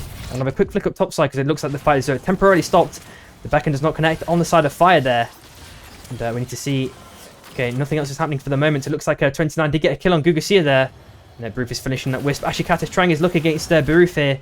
And it's just Ashikata last alive with the gliders. And Fire takes that Kauska there. So I look away for a split second and a fight just fucking transpires. Very unfortunate. Hook disconnect though. Nice Meki Tech there. Meki Tech, I like it. That's his fucking new name. And Aggressor gets down there. And Minato finds Wardax here in the bottom right side. Another fight transpiring here. And the Singularity catching out SC. Holy schmoly. And then Minato, the stun doesn't connect though. The slug wave will surely. There we go. Minato gets downed as well. So the question is who's left on the side of TFR? It is Atomics and Rebel. My bad. They have just rezzed. Oh no, they went up north side, shall I say. And GRR are now looking for a res on Kobe, potentially Atomics. Maybe get chased out in his embrace. Does not connect. Atomics with that nice dash there. The Fury coming out. And the Fusillade from Godefroy is in return. Oh, he's going to get trained. Oh my god, it's a 1v1 now. TFR and GRR. But TC, Luca is here at the same time. Meki is also joined. Akalinks finds OC here. The hook disconnect onto Rebel. So it looks like TFR are going to get down. The slug wave slam. Maybe? No. Nice grappling away. Rebel gives himself a bit of extra time here. Cookies on the chase as well. On auto seal the deal. Surely Rebel. Ooh, he glided that one out. Nice movement there, TFR from TFR Rebel. Nice one, dude. Plus 1 point to you, man. And aside from that, let's have a quick overview of who took the souls, etc. TCF taken armor. And let's see who else. Anyone else? GRR did not take the soul. Godefroy is looking for that Cobra Res right at the end. There's Elthrin did not, the sub 29 did not, but they're fully recuperated. The hook disconnect now. Slam down. Oh, but there's no Abyssal Breaker. Chronoxus gets down there from that last hit of the Fury. And then Ashikata's about half HP now. Yui with the chase. Anomaly taken. Ashikata gets spiked. Gugusia picks up that crown, maybe voluntarily or involuntarily, but he's also walking onto the ship just as a bit of extra insurance. And we're now looking at potentially MST and have Cookies have with the mini face off. It's pretty chill for now. Oh, Tree Combo does not connect from the side of Cookies. I'll have a quick flick up north side. Revel is still fighting for his life here. L3M did manage to get that the ship res from Imo there. Okay, Railgun does not connect. The Gugusia is still on the chase here. Grappling, but he cannot mantle! Revel! Oh, he has to cancel it and unfortunately dies for that one. TFR get outed. 8th place. The train, surely? Whoa, that was a close one. Oh, let's have a quick flip back. It looks like Luca got a pick there on GRR. Oh, Godefroy gets spiked there. The Lava Baron will soon appear. And Cask and Ori get their own respective picks here on the left-hand side. Let's have a quick flick over. Kuba's last alive here, so... 29 are looking strong as ever. 3LP are still in the game as well. They have picked up a lot of powers since I've last seen them, and they did get the other soul as well. So they seem to be one of those like their play power is almost like a sine wave. It just literally goes up and down perma. If one team member is alive, they usually come back alive. They are the fucking sine wave team, fucking roller coaster team. Let's see if they can manage to get a win this time. Yeah, they have got nice powers. They have the Immorus on them as well. Slash Bubbas. And Aggressive is still last alive. And so you're waiting patiently in the bushes, but Numa has revealed himself with that TP play that he tried to perform there. And the 2-ace coming out. Orlando's is sending it now. And he gets a couple of autos. Oh my god! Guess gets sent into 3LP, the kill is just donated there. Oh, the hook connection! Oh, can he mantle in time, Ash? Overcurrents from Akalinks here. Oh my god, Aiden, man, makes it out. Oh, sorry, Shroom there, my bad. Shroom made it out of that one. Now, Ash is trying again against Akalinks, but he's seen that in advance. Yo, what's up, T-Pain, bro? Hope you're good, man. Grappling does not connect there. And let's have a quick flick down south side. Meki, TCO rotating their way around. There's a 3 Abyssal Allies there as well. Surprise 3OP did not want to maintain that one. They did go for the double chonkers instead. And MST are now slowly walking into zone. They've got a big portion of zone to play, and it's free and open. 29 are just, gauging their surroundings, seeing what's going on. L3M have a robber as well, potentially. We're looking at some last mobs that are available as well that they've just found. So maybe an extra couple of levels potentially on the cards. And NTU have managed to maintain, you know, this kind of central part of the zone for now. And if I'm not mistaken, yeah, it is bullet trains, but the zone pool has been a bit weird. It should end to the left, and most teams should obviously recognize that if they do have a look at that zone pool.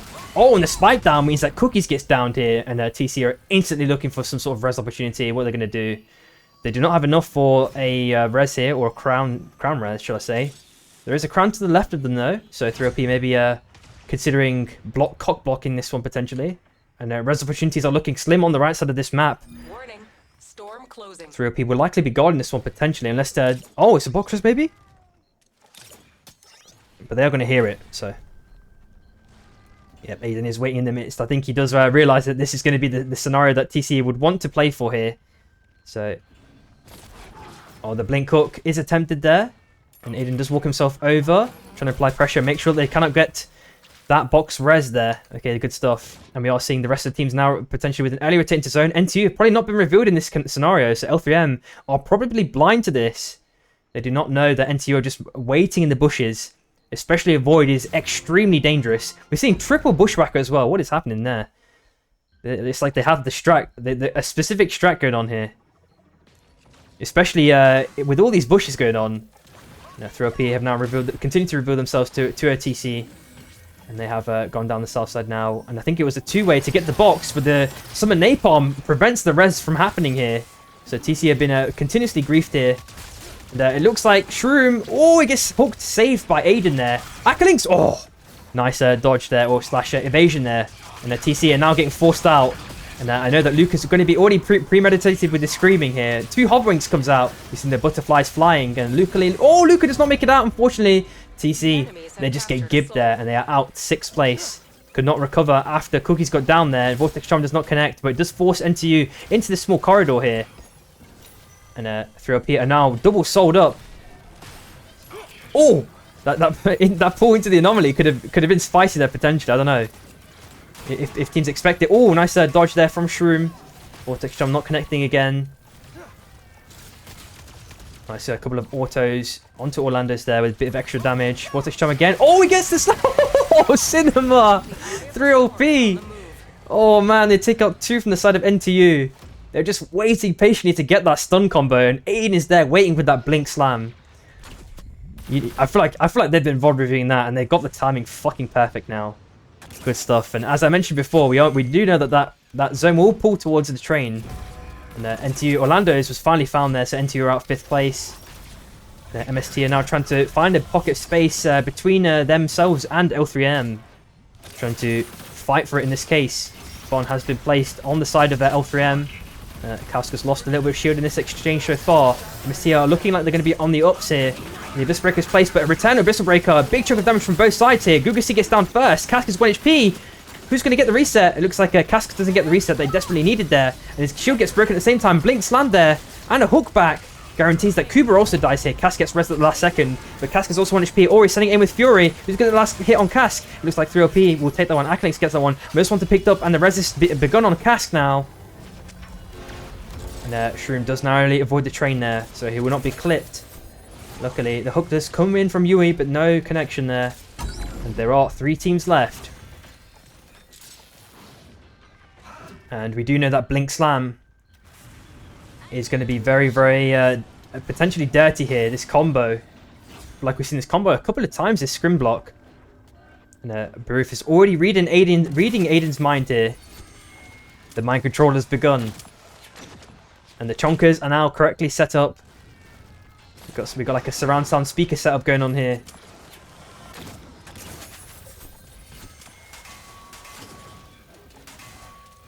And we need to see, I think Ori Samuel is going to be extremely important here. I just have this feeling if they're going to block one crucial ability and it's just going to cause them to, to win the game. Or lose it if they misuse the Samuel. That's going to be my call here. The blink hook comes in. Oh, but he reads the hook. And unfortunately, Aiden's going to be a big trouble here. They're up here trying to come in for reinforcements. He's anti from the slug wave. He just managed to dash away. Hopefully, he can get the reset. And I think they will just in time because MST tried to apply a bit of pressure there. That was extremely fucking lucky there. And Yui read that one with the fucking 5-head mind. He knew that the Blink Slam was coming in. And Acklings is sending it with Overcarriage, trying to pressure against their 29 here. They know that a lot of resources have been used by 29. And the grappling charged LMB comes in, but the hook comes in against... Oh, it gets shield bashed away. It gets fine. Force of Charm does not connect against 29. 29 getting stunned slightly from that shock trap drone, and the double pad comes out. Oh, the Blink Slam! Vortex Charm! Holy shit, that was fucking cinema again! No way, 29 are on the downers now, and the most wanted has picked up the last second. Oh, no way! Oh, shit! Oh, no. 29 get down here. Oh my god, there are 3OP, man. Oh my god, this was cinema after cinema. It's like watching like June 1 and June 2 in fucking quick succession, or if you're a Star Wars fan, watching the whole Star Wars series. I fucking hate Star Wars, so that ain't it for me, but you know what I'm trying to say. Holy shit, man.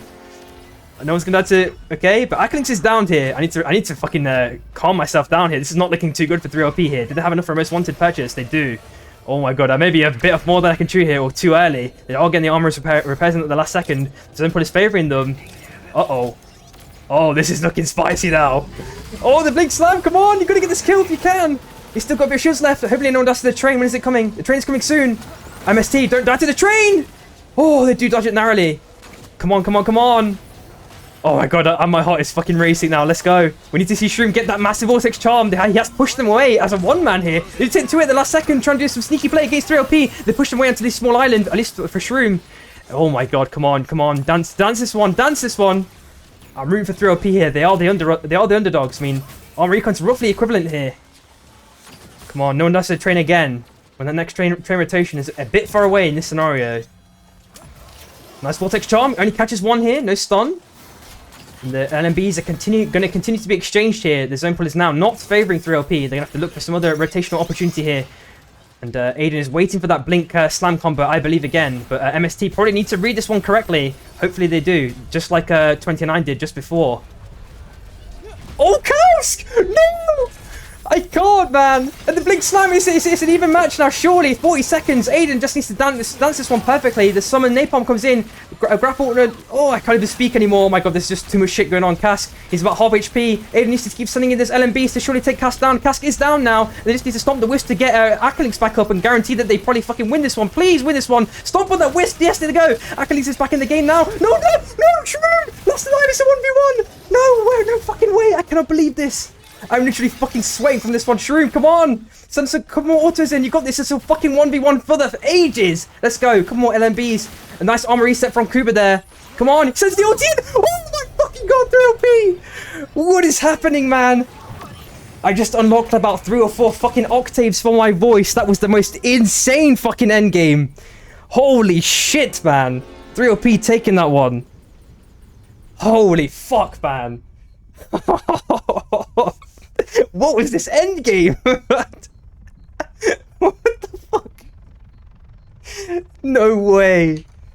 Oh my god, I need to like sip the whole fucking like Mediterranean Ocean right now. Like, oh my god, I need a big drink of water after this one. Oh my god.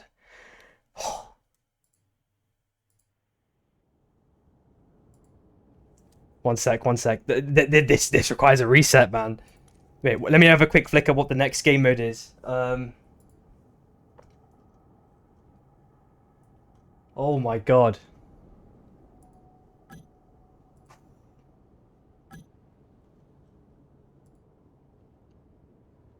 We're looking at Final Destination next. Fuck me, man. It's like smoke break. Alright.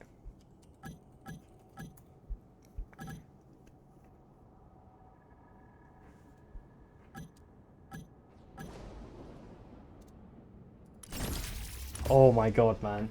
Choose wisely. Like, if you need a guy to clutch, you just fucking ring up Shroom, man. I'm telling you, you just ring up Shroom. That guy, I've seen him clutch so many fucking scrim rounds.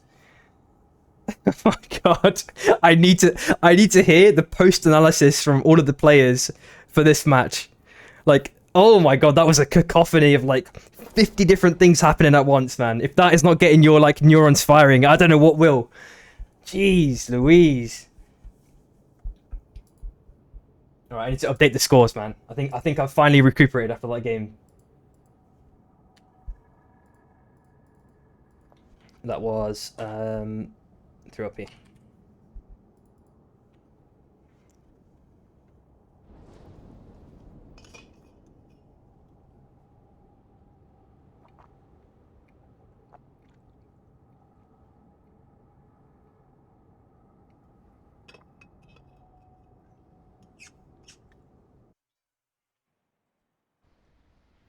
Dude, honestly, I used to think that cross country was one of the best modes, but it was more like, I don't know. I'm actually thinking that bullet trains, the last 2 days has been fucking going crazy mode.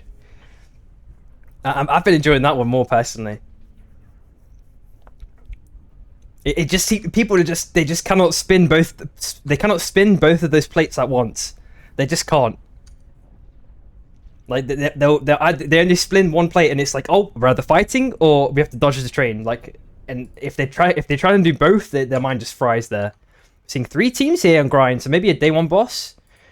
29 did take Cold Fang for free. NTU taking Skyrats on the armors potentially. SOS going right side. Who gets the level 2 first though is the question. The slam comes down. And it looks like TFR did take the level 2 first, so 3OP are going to have to rotate around somewhere. GRR have already done a little bit of work here. Akalinks takes out Atomics though, so potentially a 1-1 exchange. Oh, where's TFR then is the question. Akalinks, where is he? He is down here. Oh, he's trying to catch people off here. He's forced Rebel, and Godefroy takes this one, and it looks like Aiden's going to make his way out. I'm going to have a quick flick up north side now, and Wardax finds Kissy here. Oh, the spike happens on the side from Ice, I believe. So it's a 1-1 exchange, but Purple is on 1 HP. He might die to the neutral mob here. Hopefully he doesn't. I'm going to watch that just in case.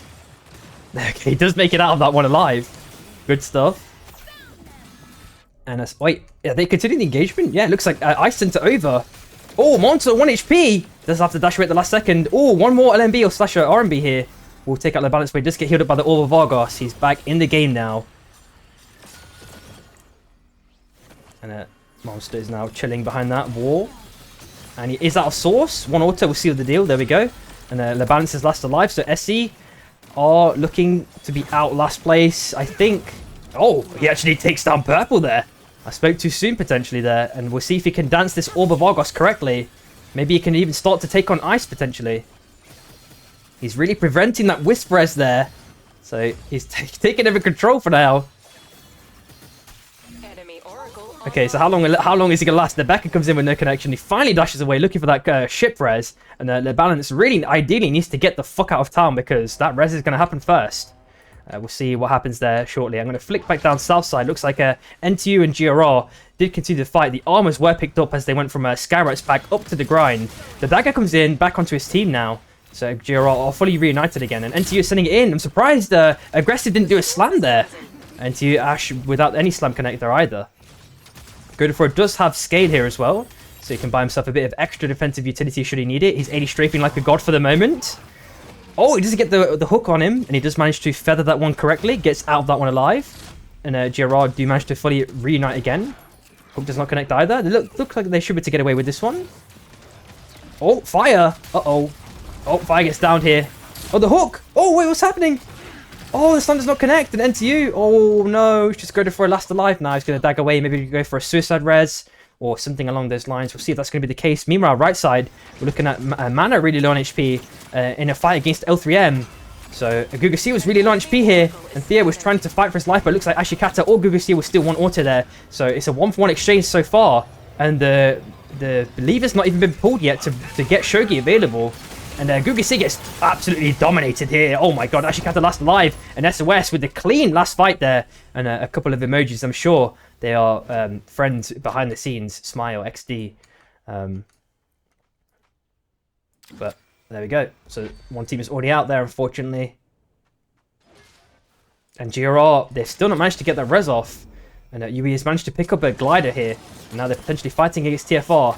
Seeing Soul Stealer on the side of Minato as well. Hook does not connect on Minato. Oh, they just dodged Minato. Minato just dodged that once. Oh, misses the slam as well. Minato's trying to do what he can, but he gets spiked eventually. And at TFR, oh, the Abyss of Breaker does not connect for a spike down Revel. So he's bought himself a bit more time. To repeat, I'm now hearing this noise. Are they going to try and hook us someone? Oh, they hooked the Wisp.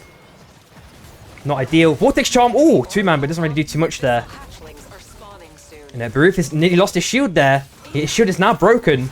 So, and all he has to do is ulti to buy the team a bit of time here. Grappling slam, sorry, a glider slam onto Ica. So 3 up here, only a 2-man now. And 29 are trying to recover. Wait for this ultis. Let's have a quick flick at the ultis. Yui has Slugwave still. Orlando's trying to send it in. Oh, we both more like a true 2-man slam though. Returned by Ash. Orlando's 1 HP. And they have taken down Yui. Orlando's now sending it in charged with the shifts against Baruf. It's about an equal exchange so far. Orlando's needs to desperately heal. The Shock Truck drone comes out, but does not connect against Baruf. Baruf is likely to make his way out of this one. And we're seeing Avalanche on the cards. And a full north side of potential engagement between SC and Fan here. It looks like both teams managed to get both of their members up again. Hatchlings have spawned. So we'll see how that one continues to pan out. And Atomic says dash full north side. And aside from that, it's looking pretty calm. Not many teams doing too much here. We see Luca. I'm not sure he's going to take the Avalanche on in this case. But we already see 2 E-plats as well for Final. Where's Final actually? Oh yeah, Final's top side, yeah. So they're already doing a pre-planning here. And Mana finds Atomics last alive. So TFR are out 11th place. And there's 3 teams top side now. And the day 2 mob resets are available as well. QTS do have that level 7 already. And the SC are already potentially looking for some level 7s here.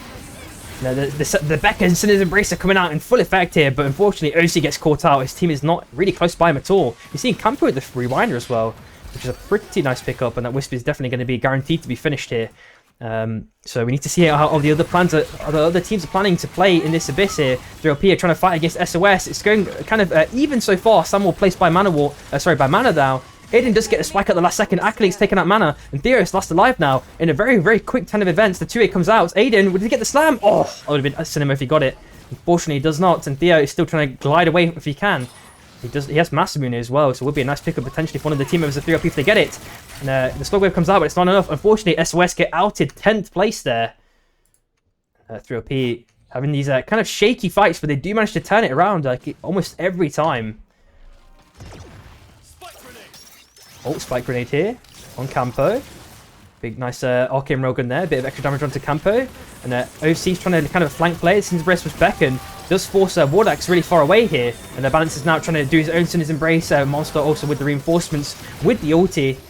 And Tropy's 1 HP here. But he gets spiked. Uh-oh, QTS. What's happening here? Campo, I wonder if he has Fate Rewinder still. Just get 1 kill on Wardax. Can he get the procs though? That's the way. Does he have Rewinder? He just get 1 health pack up in time. But can he? Oh, he gets spiked against the Balance. There's just OC left. Oh my god, QTS are out. SC take them out.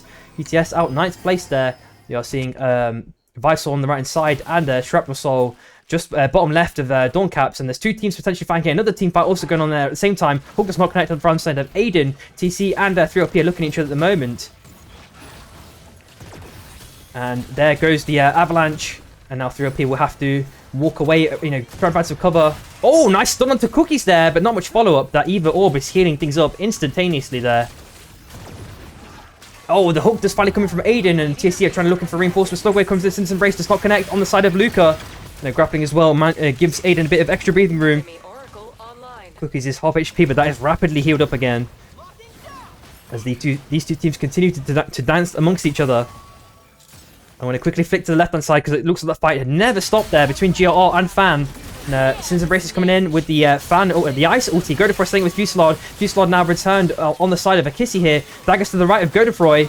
And we'll see if who can juke it. Nice scale there, providing Godefroy with ample time there. And movement prediction. But the fight is now stopping. GRR and T29 now having a fight. Orio's already used his Fury, but the hook comes in from the side of Yui here. Sin's Embrace now and the Beacon as well. Forces Fire to have an extra bit of lifespan here. He has brought himself a second life here. And GRR going to make the way south side. Oh my god, Aggressive got completely dunked on there. And GRR are now looking to walk south side if they can. It looks like, let's have a quick look at where Cookies TC landed up on the Soul. They're on looking to get to phase 2 as soon as they can, and 3LP are now going to reunite. So there's going to be a second fight going on here. Godefroy and Fire have split up for the moment, trying to fight for their lives. Yeah, seeing Fire just walk into the zone now, and probably maybe a Cova res or maybe a full south res. We'll see which one they go for. There's also res in that zone, in the boss zone there. It looks like I believe SC took the first Soul. I'll have a quick flick over and see if that is the case. No, they didn't. So it was NTU then? No? MST? MST took it. There we go. Oh, Hulk comes in from no connection from Kalsk. Or sorry, from Kask. Oh, and just left of it, we've seen 29 take the other souls. They got shrapnel. And we're seeing some ghosts spawn now. As we are in day 3 night. Or night 3, shall I say. We are seeing everyone just being rezzed. But I think 29 have heard this and now looking to collapse onto GRR here. And they have found themselves with a couple mobs. But TC are also doing the same thing. So it's like a sandwich along the perimeter here. And 29 now been forced up by TC. Oh, Yui with the fucking... Oh my god, that was cinema there. And Mekimex last alive, being forced out with the Fury. And that is not the outcome that TC wanted there. That fucking slam is definitely going to be clipped for sure. From any perspective there. And the Avalanche coming in. Oh, but he gets hooked. And the Abyssal Breaker there as well. Meki trying to fight for his life. Autos are connecting. Meki's a half HP now. No armor. Just managed to feed up at the last second. And he's probably going to dash back. Continue kiting away if he can. Fury coming out from Ori. I believe Meki's most likely dead. Oh, the Avalanche is off cooldown again because of the cancel. And Meki, unfortunately, can't do any more. He runs into 3OP. Aiden just take the kill. TC are out. 7th place. And 3OP do manage to rotate around there. Around from MST. They were almost in the center of that sandwich there. And we're also seeing NTU in close proximity doing the bush strats. And SC have just basically taken Dominion over top. Playing the extreme slow farm game. As day 4 mob resets have arrived. That was probably a nice call from SC there. To get a couple of extra levels there. Warning. Storm closing. And we are seeing the zone close in now. NTU waiting in the midst. He gets 29. The slam. Oh, NTU! You pounced a second too late there. And we're also seeing Yui with Icarus here. So we're looking for extra disgusting plays from the side of 29 very shortly. Akalink's 1 HP. It looks like SC applied a lot of pressure onto a 3OP here. 3OP are now having to juggle, being only a 2-man. We're grappling as well at the last second. Shroom with the gliders. They're going to get away, but res opportunities are looking slim. There is a crown on the left-hand side and a broken res bottom left. So we'll see what they go for there very shortly. And 29 are just looting what they can and getting all the mobs before they rotate back into zone. 3LP are just looking at opportunities to see what they can do. See if they can catch anyone off guard.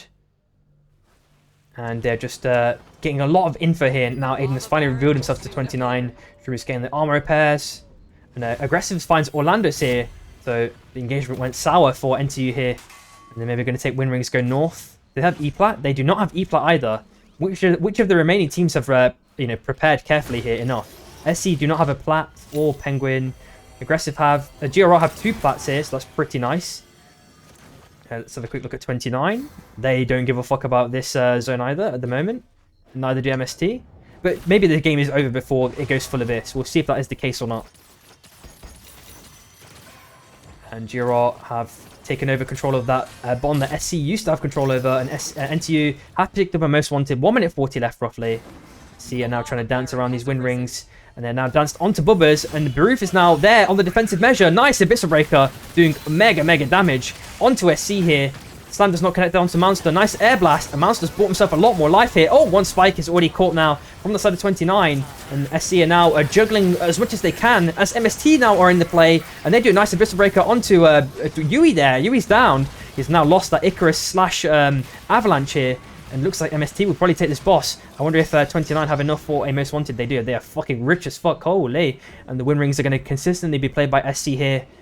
Considering that the balance is last alive. And NTU are now trying to guard this this beacon res here, so 29 are out of options to res. And the Avalanche comes in, and Cows gets spiked here! If they had a most wanted, they would have had everyone back alive, but that is very unfortunate there. Now we're seeing Balance has finally made his way to full left side. I think he's trying to look for the crown or something like along those lines, and the 3OP are just trying to guard him out of this perimeter, making sure that he cannot get in safely, trying to get an extra kill point, which looks like it will be the case. So I will just glance away from that for a second.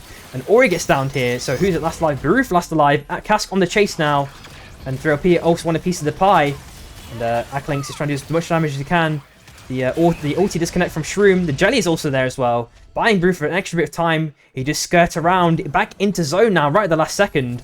And 3OP are now looking to jump over to finish the deal now, finish the job. Nice shield bash there from Baruf there. But finally, 29 are dead. And 3OP needs to get the fuck out of here if they can, or try and look for a reset, because this is not looking like too much of a nice position. And that boombox has provided that opportunity. They are very fucking lucky there. They managed to reset. Well, or you can maybe argue that GRR will also maybe slow on the guns there. But also NTU are above them, so it's kind of a fair play that they have to kind of watch north and south consecutively there. Or both at the same time, should I say. And MST have quite a lot of powers here. And 20 seconds left, but it looks like it's going to get cancelled, so Cass gets found out. 3OP are now, snowballing in a major way here. Who are we seeing last alive? We're seeing Kuba last alive with that rewinder. Maybe he's going to try a stick here. He might be able to do it because GRR are pushing up on NTU, but he's just playing rings for now. He does not have a plat either, which would have been nice for him. Seeing a specialist as well on the side of Akalinks, which is going to be extra nice here, actually, considering how much Abyss there is in this circle.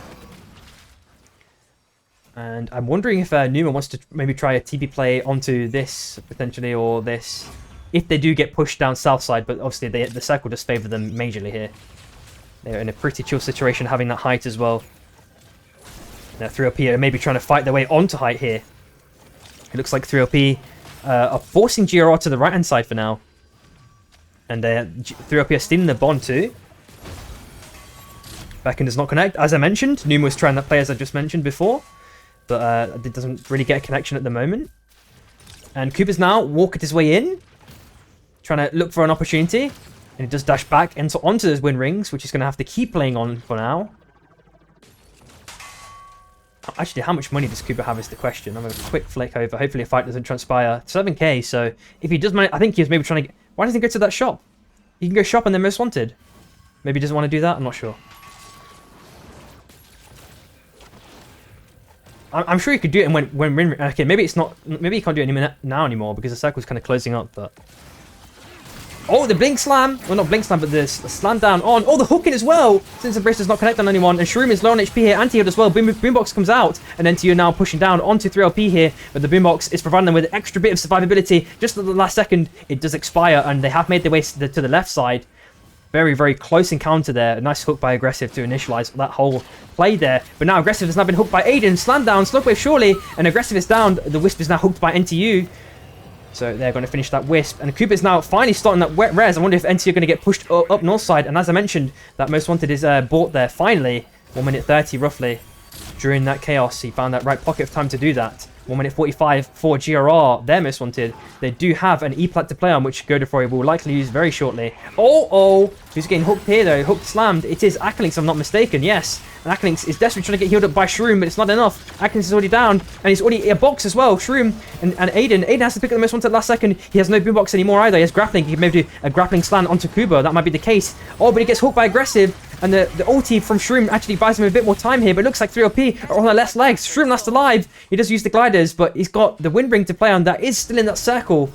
Uh-oh. And the slam does not connect. Oh, he gets spiked from an auto. And 3OP are out third place. It's not actually... I've not seen Shroom glide for fun for a long time. It was kind of overdue, actually. And we see GRR with the double souls here. Two-man standoff. We've seen the pad come out on the side of GRR. We'll see if they want to do a jump in engage. But I think the Avalanche might be off cooldown maybe very soon. Nice hook attempt from Ash there. And there we go. Aggressive sending it over. Ash trying to do the same thing. Sinner's Embrace does not really connect against anyone though. The Avalanche finally comes out as I mentioned. Godefroy. Oh, he avoids dodges being a snowman here. And Aggressive is really low on HP here. Trying to dance around as much as he can.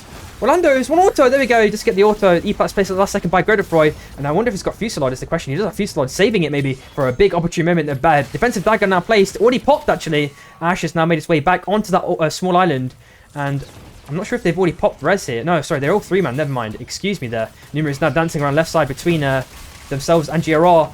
And...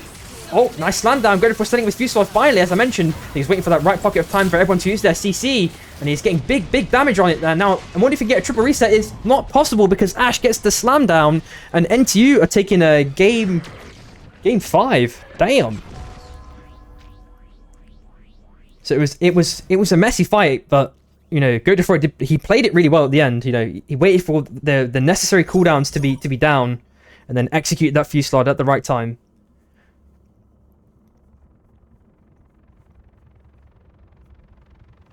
Good, good, good, good.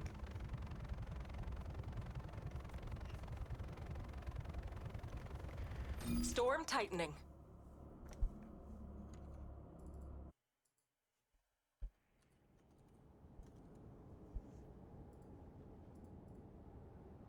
And we are now in our last game.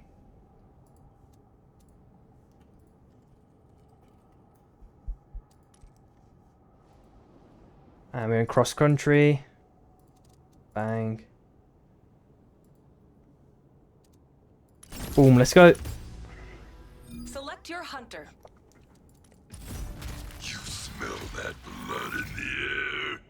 You are the drop leader.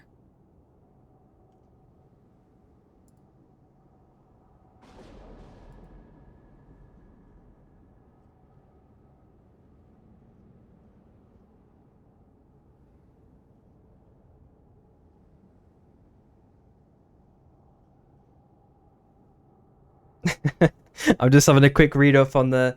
I don't know about KP picking... KP solo no-fill here. Wait, did I fuck up? Is someone solo spro? Oh, I hope I didn't fuck up, did I? I'm sure everyone was full, weren't they? Oh, okay. I'm so dank, bro. I'm just trying to make sure the game goes okay. I'm not even paying attention to my own screen. I'm just looking at the chat like... No worries, bro.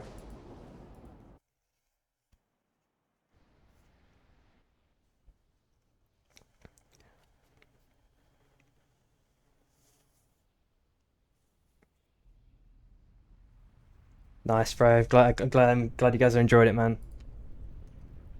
All right, let's look at the game 6 then. So game 6 is cross country. We're looking at a CAD drop lines, cold fang drop lines. The other teams are gonna have to. The teams that typically go top side, like Shards and Dawn, are gonna have to walk up a bit, which is a bit annoying, but that's fine. We'll see if they do something separate instead, because the drop line is a little bit far away. We've seen 29 with that late drop into a CAD. SOS going machine potentially. 3OP going grind. I think that seems to be their drop POI most of the time, and then I think if there's something really juicy in Cold Fang / Skyrats, they go there as well.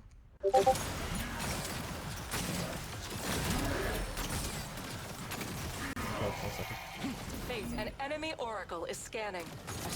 There we go. And SOS, a mana dash to what? What happened there? Did he die to lasers or boss? We would never... Oh, it must have been boss. That's fine. Boss plus laser.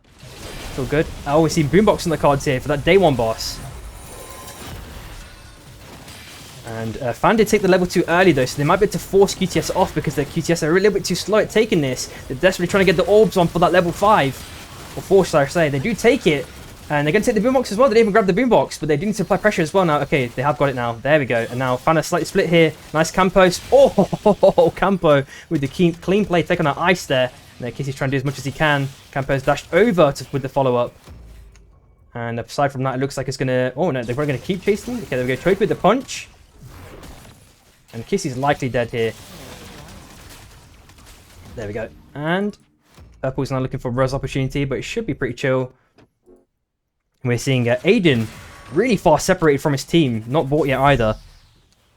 2.3k. They are mega split farming this one up. Wardax takes out Choipy. So it looks like SC came there and wanted a piece of the pie there.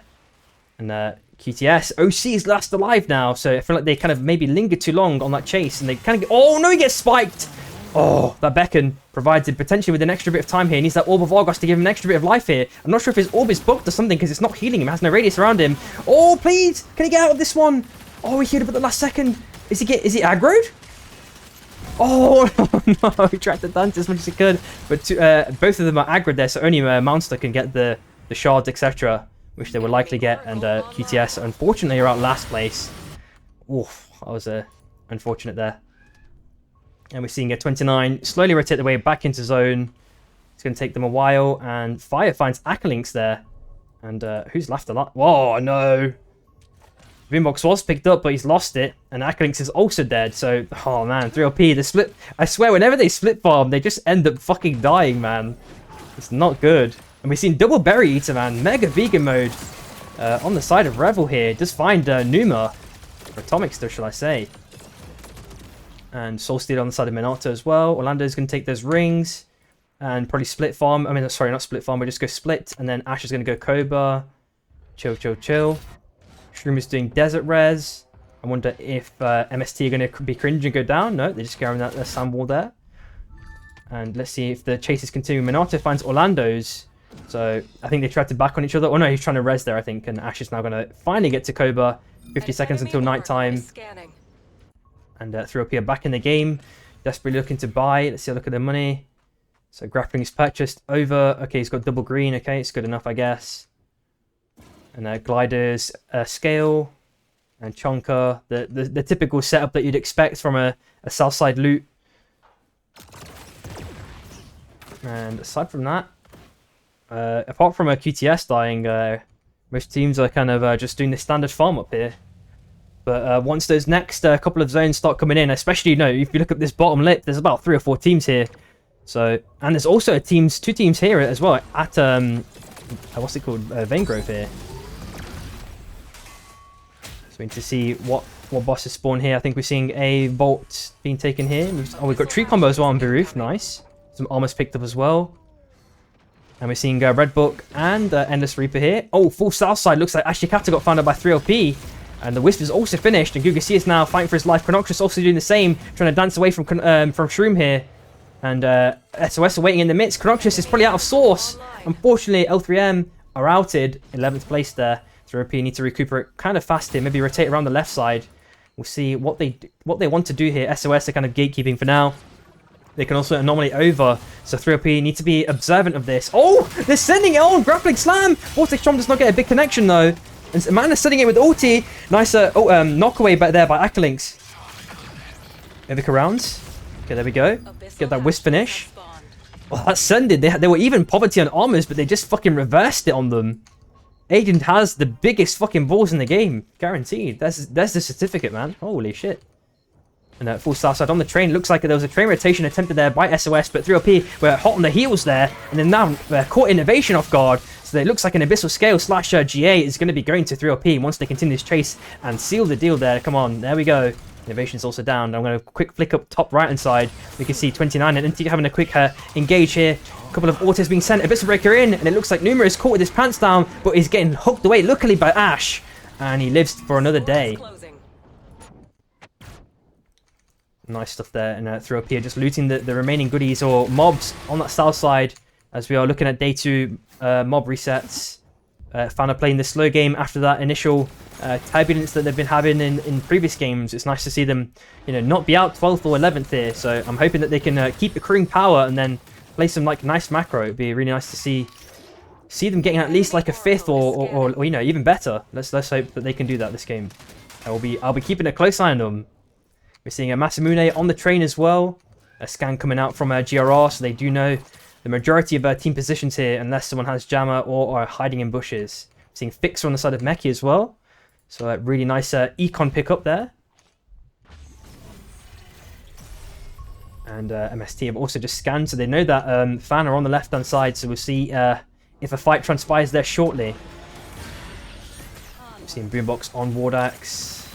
2-way, potentially they're going to pick up 2. 29 north side. We've seen Yui with the money tree as well. So they're probably going to farm that one up. SOS. Still in the game. And, aggressive. Maybe sending it on Innovation. Oh, nice block there from Innovation. And back in there with no connection. The Sins Embrace doesn't connect either. Oh, okay. Fair enough. And GRR now walking up north side. Potentially forcing a 29 out here. 29's armors aren't looking their best at the moment, but they may get them through combat. We are seeing XP Soul in about 30 seconds or less. And SC, with their own respective soul, it is Air Soul in this case. They already have a bond already on that, so we'll see how that one, those two pan out very shortly. As these 3 teams are likely to collapse on that bottom XP Soul. We'll see what happens very shortly. And GRR just holding this mini island for the moment. Let's have a quick flick up. Are they going to fight? Hiding in bushes? Okay, Beruf is already found out by Mana anyway. But SOS, uh-oh, mana. Back in. Oh, the hook, everything's dodged away. SOS make their way out of that one by the skin of their teeth there. And Girard are now maybe potentially facing off against 29 here, trying to kill the Mega Boar. SOS are now, is waiting on the south side, so Girard cannot really stay there too long. Aggressive has lost a lot of his armor there. So I think they're looking for a recoup, but it doesn't matter because the hook and Bristle Breaker Slam comes in, and Fire gets down instantly. Oh, and Yui with the slam down, ulti, Slug Wave, and the Bristle Breaker out with Buru from the follow-up. The Innovation is likely to die here. Yep, he gets down as well, and it's just Theo last alive. And because they obviously knew that they could get that clean third because there wasn't a whole team wipe.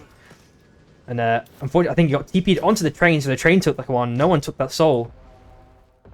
And we're seeing only phase 1 still for TC. They are potentially finishing it now. They've grabbed that last shard. They're all going to be on phase 2 now. Ori finds GRR here. So they're just accumulating kills and armors for free. It feels like that third party is extremely clean from them. Almost like to me it feels like a common sense play, but it is what it is. And TC, yep, they did take the one for free. MST now looking for a dance against NTU here. Cast hits the anomaly upwards. Ash is now sending it. Ash gets the slam down and the hook back. Kausk is now... Oh, he gets stunned. Can they get the wisp? Oh, they get the wisp back at the last second. And Kuba needs to do a nade here if he can. Once Numa drops here if he can. Can they split? Okay, they can't. Okay, they split, but they couldn't get the nade off. Okay, unfortunate stuff there. So that is a guaranteed kill there. MST are now looking for a res opportunity, but they have the ship res. And bottom right side, Akanis gets a kill on SC. So we're seeing Scain on Akka now. And look, he sends it. Gets the knock onto LeBalance. This actually gets him down. Oh, he narrowly avoids the hook as well from Theo. Nice stuff. So 3OP getting like 1 kill for free there. And it looks like Wardax is now trying to fight on this small island. He got a nade onto Innovation plus a load of LMBs. And Wardax is now running into the hands of TC, giving it for free. Unfortunately, SC are out 10th place there. And Theo is now looking for some potential hooks there. Nothing connecting so far. And we do see that crown pick up on the side of a Cask there. 1 minute 15. And a res in Cobras from the side of NTU. It is nighttime for 25 more seconds. Unfortunately, my camera's bugged. There we go. Looking back at SOS and NTU. Seeing that a bit specialist on Orlando's gets that free nade pickup as well. So those vision nades are going to be extra useful in the late game. And Aiden finds another kill there. Let's have a quick look where that was. Okay, they rotated all the way around. They found a kill on Fan here. And that shock trap drone is doing big value. Plus the... Oh my god. Their CC comp is really nice. They got it down pat here. Fan. Ice last alive. Goes away to the left-hand side. Shroom is on the chase. He's probably got some gliders in the tuck. There we go. He's waiting here. And they really do obviously the E-plat plus the shift level 4. Means that Ice lives for another day at the very least. And Minato. And TFR looking pretty nice items-wise too. They got 3 two-ways here. Holy schmoly. And a massive mini pick maybe from NTU if they want to. No, they don't want to go for that. Cookies? Do they want to go for it? Nope, no one wants to go for it. Fair enough. 15 seconds on the hand of Cask for that most wanted. Aggressive is... we still lost Fire here, and Aggressive with no armor. And they're maybe just donating kills to 29. I hope that's not the case. True combo. Oh, is he going to get it? Oh, he glides on the last second. Oh, no, he wins the engage against Yui. Uh-oh, that's an upset for the ages. So, best KP... Yeah, we're just scratching out Yui's name right now, and Ori's trying to grab. Okay, trying to maybe grab the orb or look for. Sorry, not the orb. He's trying to grab the shard there, but then we do see a most want to pick up. And zone pool obviously is getting to that extreme phase right now. We're seeing a 3OP have already planned in advance. Oh my god, the slam in Fusillade as well. Oh, I guess the spike doesn't matter. 42 seconds. They get 29er back in full motion, and it's just Aggressive trying to pick up his own crown.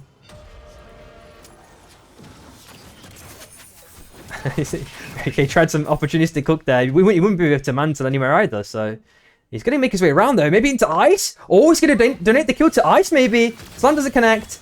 Oh, lucky bastard, man. He glides. Oh, the bungee into Spike maybe. Oh, he missed it. He ulted it as well just as insurance. And now 29 are hot on the heels here. Oh, it might happen again potentially. Does he get the hook slam, bungee slam, anything? Hook does not connect. And the Fury's now sent out by Ori. And another E-plat is placed by Ice, so he's going to live for another day. I guess he probably always had E-plat, so he couldn't get slammed there, to be honest. And throw up here now, potentially having a dance between TFR. GRR get outed here. Oh, and Fan actually get the last hit from that spike. It must have been. And NTU Fan 2 kills on MST here. Have a quick flick. What happened there? Man, I unfortunately missed that one. It looks like TC are now potentially looking to engage on NTU here. They know that this fight has just happened. All reset here. And SOS are also on the left-hand side. Oh, they're going to try the red TP. Oh, I thought they were going to try red TP with the chest there. But no, they're just walking down because the zone is coming down. Hopefully the train is moving, you know, at a very slow pace this time. So no one should be dying to it this time. Tropia slowly rotating to the right side. Back into zone. Two ways also placed by Rebel here.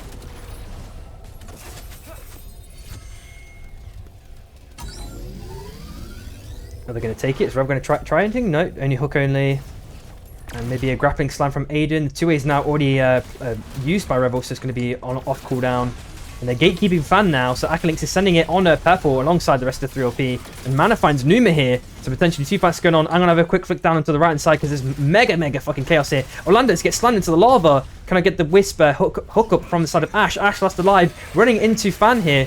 And he's probably out of dashes, just pick up the most wanted. Unfortunately, it's not enough, and Fan get a kill there. And you're out 8th place. So, as I mentioned, if Fan gets at least 5th here, I'm going to be kind of happy with their performance. You know, they've got a nice play here, nice TP play there. They have bought themselves even more time as the zone now pulls to the left for the next circle. Oh, the hook by 29, getting Minato off guard there, and then maybe Rebel's going to hook it at the last second. Dash it back, and they're all going to get that one back unless 29 want to chase that one. It looks like Aiden is dancing around MST for now. Spike grenade is narrowly avoided, and he had to hover wings on top to make sure he can get out here. 29 still playing the edge. They're going to go like this, you know, rotate around most likely, which means that these teams are kind of on the back burner. It depends on how the teams want to rotate in. If they rotate right at the end, which I believe those pink teams will do, and the SOS are now kind of pushing alongside, rubbing against Fan here, and MST are kind of doing the similar thing. TC are kind of right at the back. And it's almost like a race where no one ideally wants to win. Oh my god, innovation with the nice ulti onto ice here. But he's just chilling for Nani to buy himself some extra time. And he gets stunned by Kissy here. It looks like one member has already died on SOS. Cookie sending it with ulti. Gets the kill on innovation there. And TC have bought themselves a load of extra time now. And 29 get outed here by 3LP. What just happened there? Unfortunately, I missed that because there's so many fights going on subsequently. Oh, nice hook by Rebel now. Slam down. Uh-oh, you know he's not got the ulti left on the side of Ice. So Ice is down. Just Fan. Kissy left. 6. Come on. Can you get the 2 in time? No! Oh, unfortunately, my prediction or my wish did not come true here. Fan. Out 6th place there. And Theo. Oh, gets slammed down onto. It looks like he did. No, he will not get this crown off unless someone ints this play. Oh, he couldn't heal there. It was in invulnerable state, so got double damaged on. Oh, and TFR. Take that one. SOS out 5th place. And just while that happened, Shroom got downed. What the fuck happened? Did he get spiked? It was very odd. Didn't see that one, unfortunately. Kuba, he gets chunked by TC.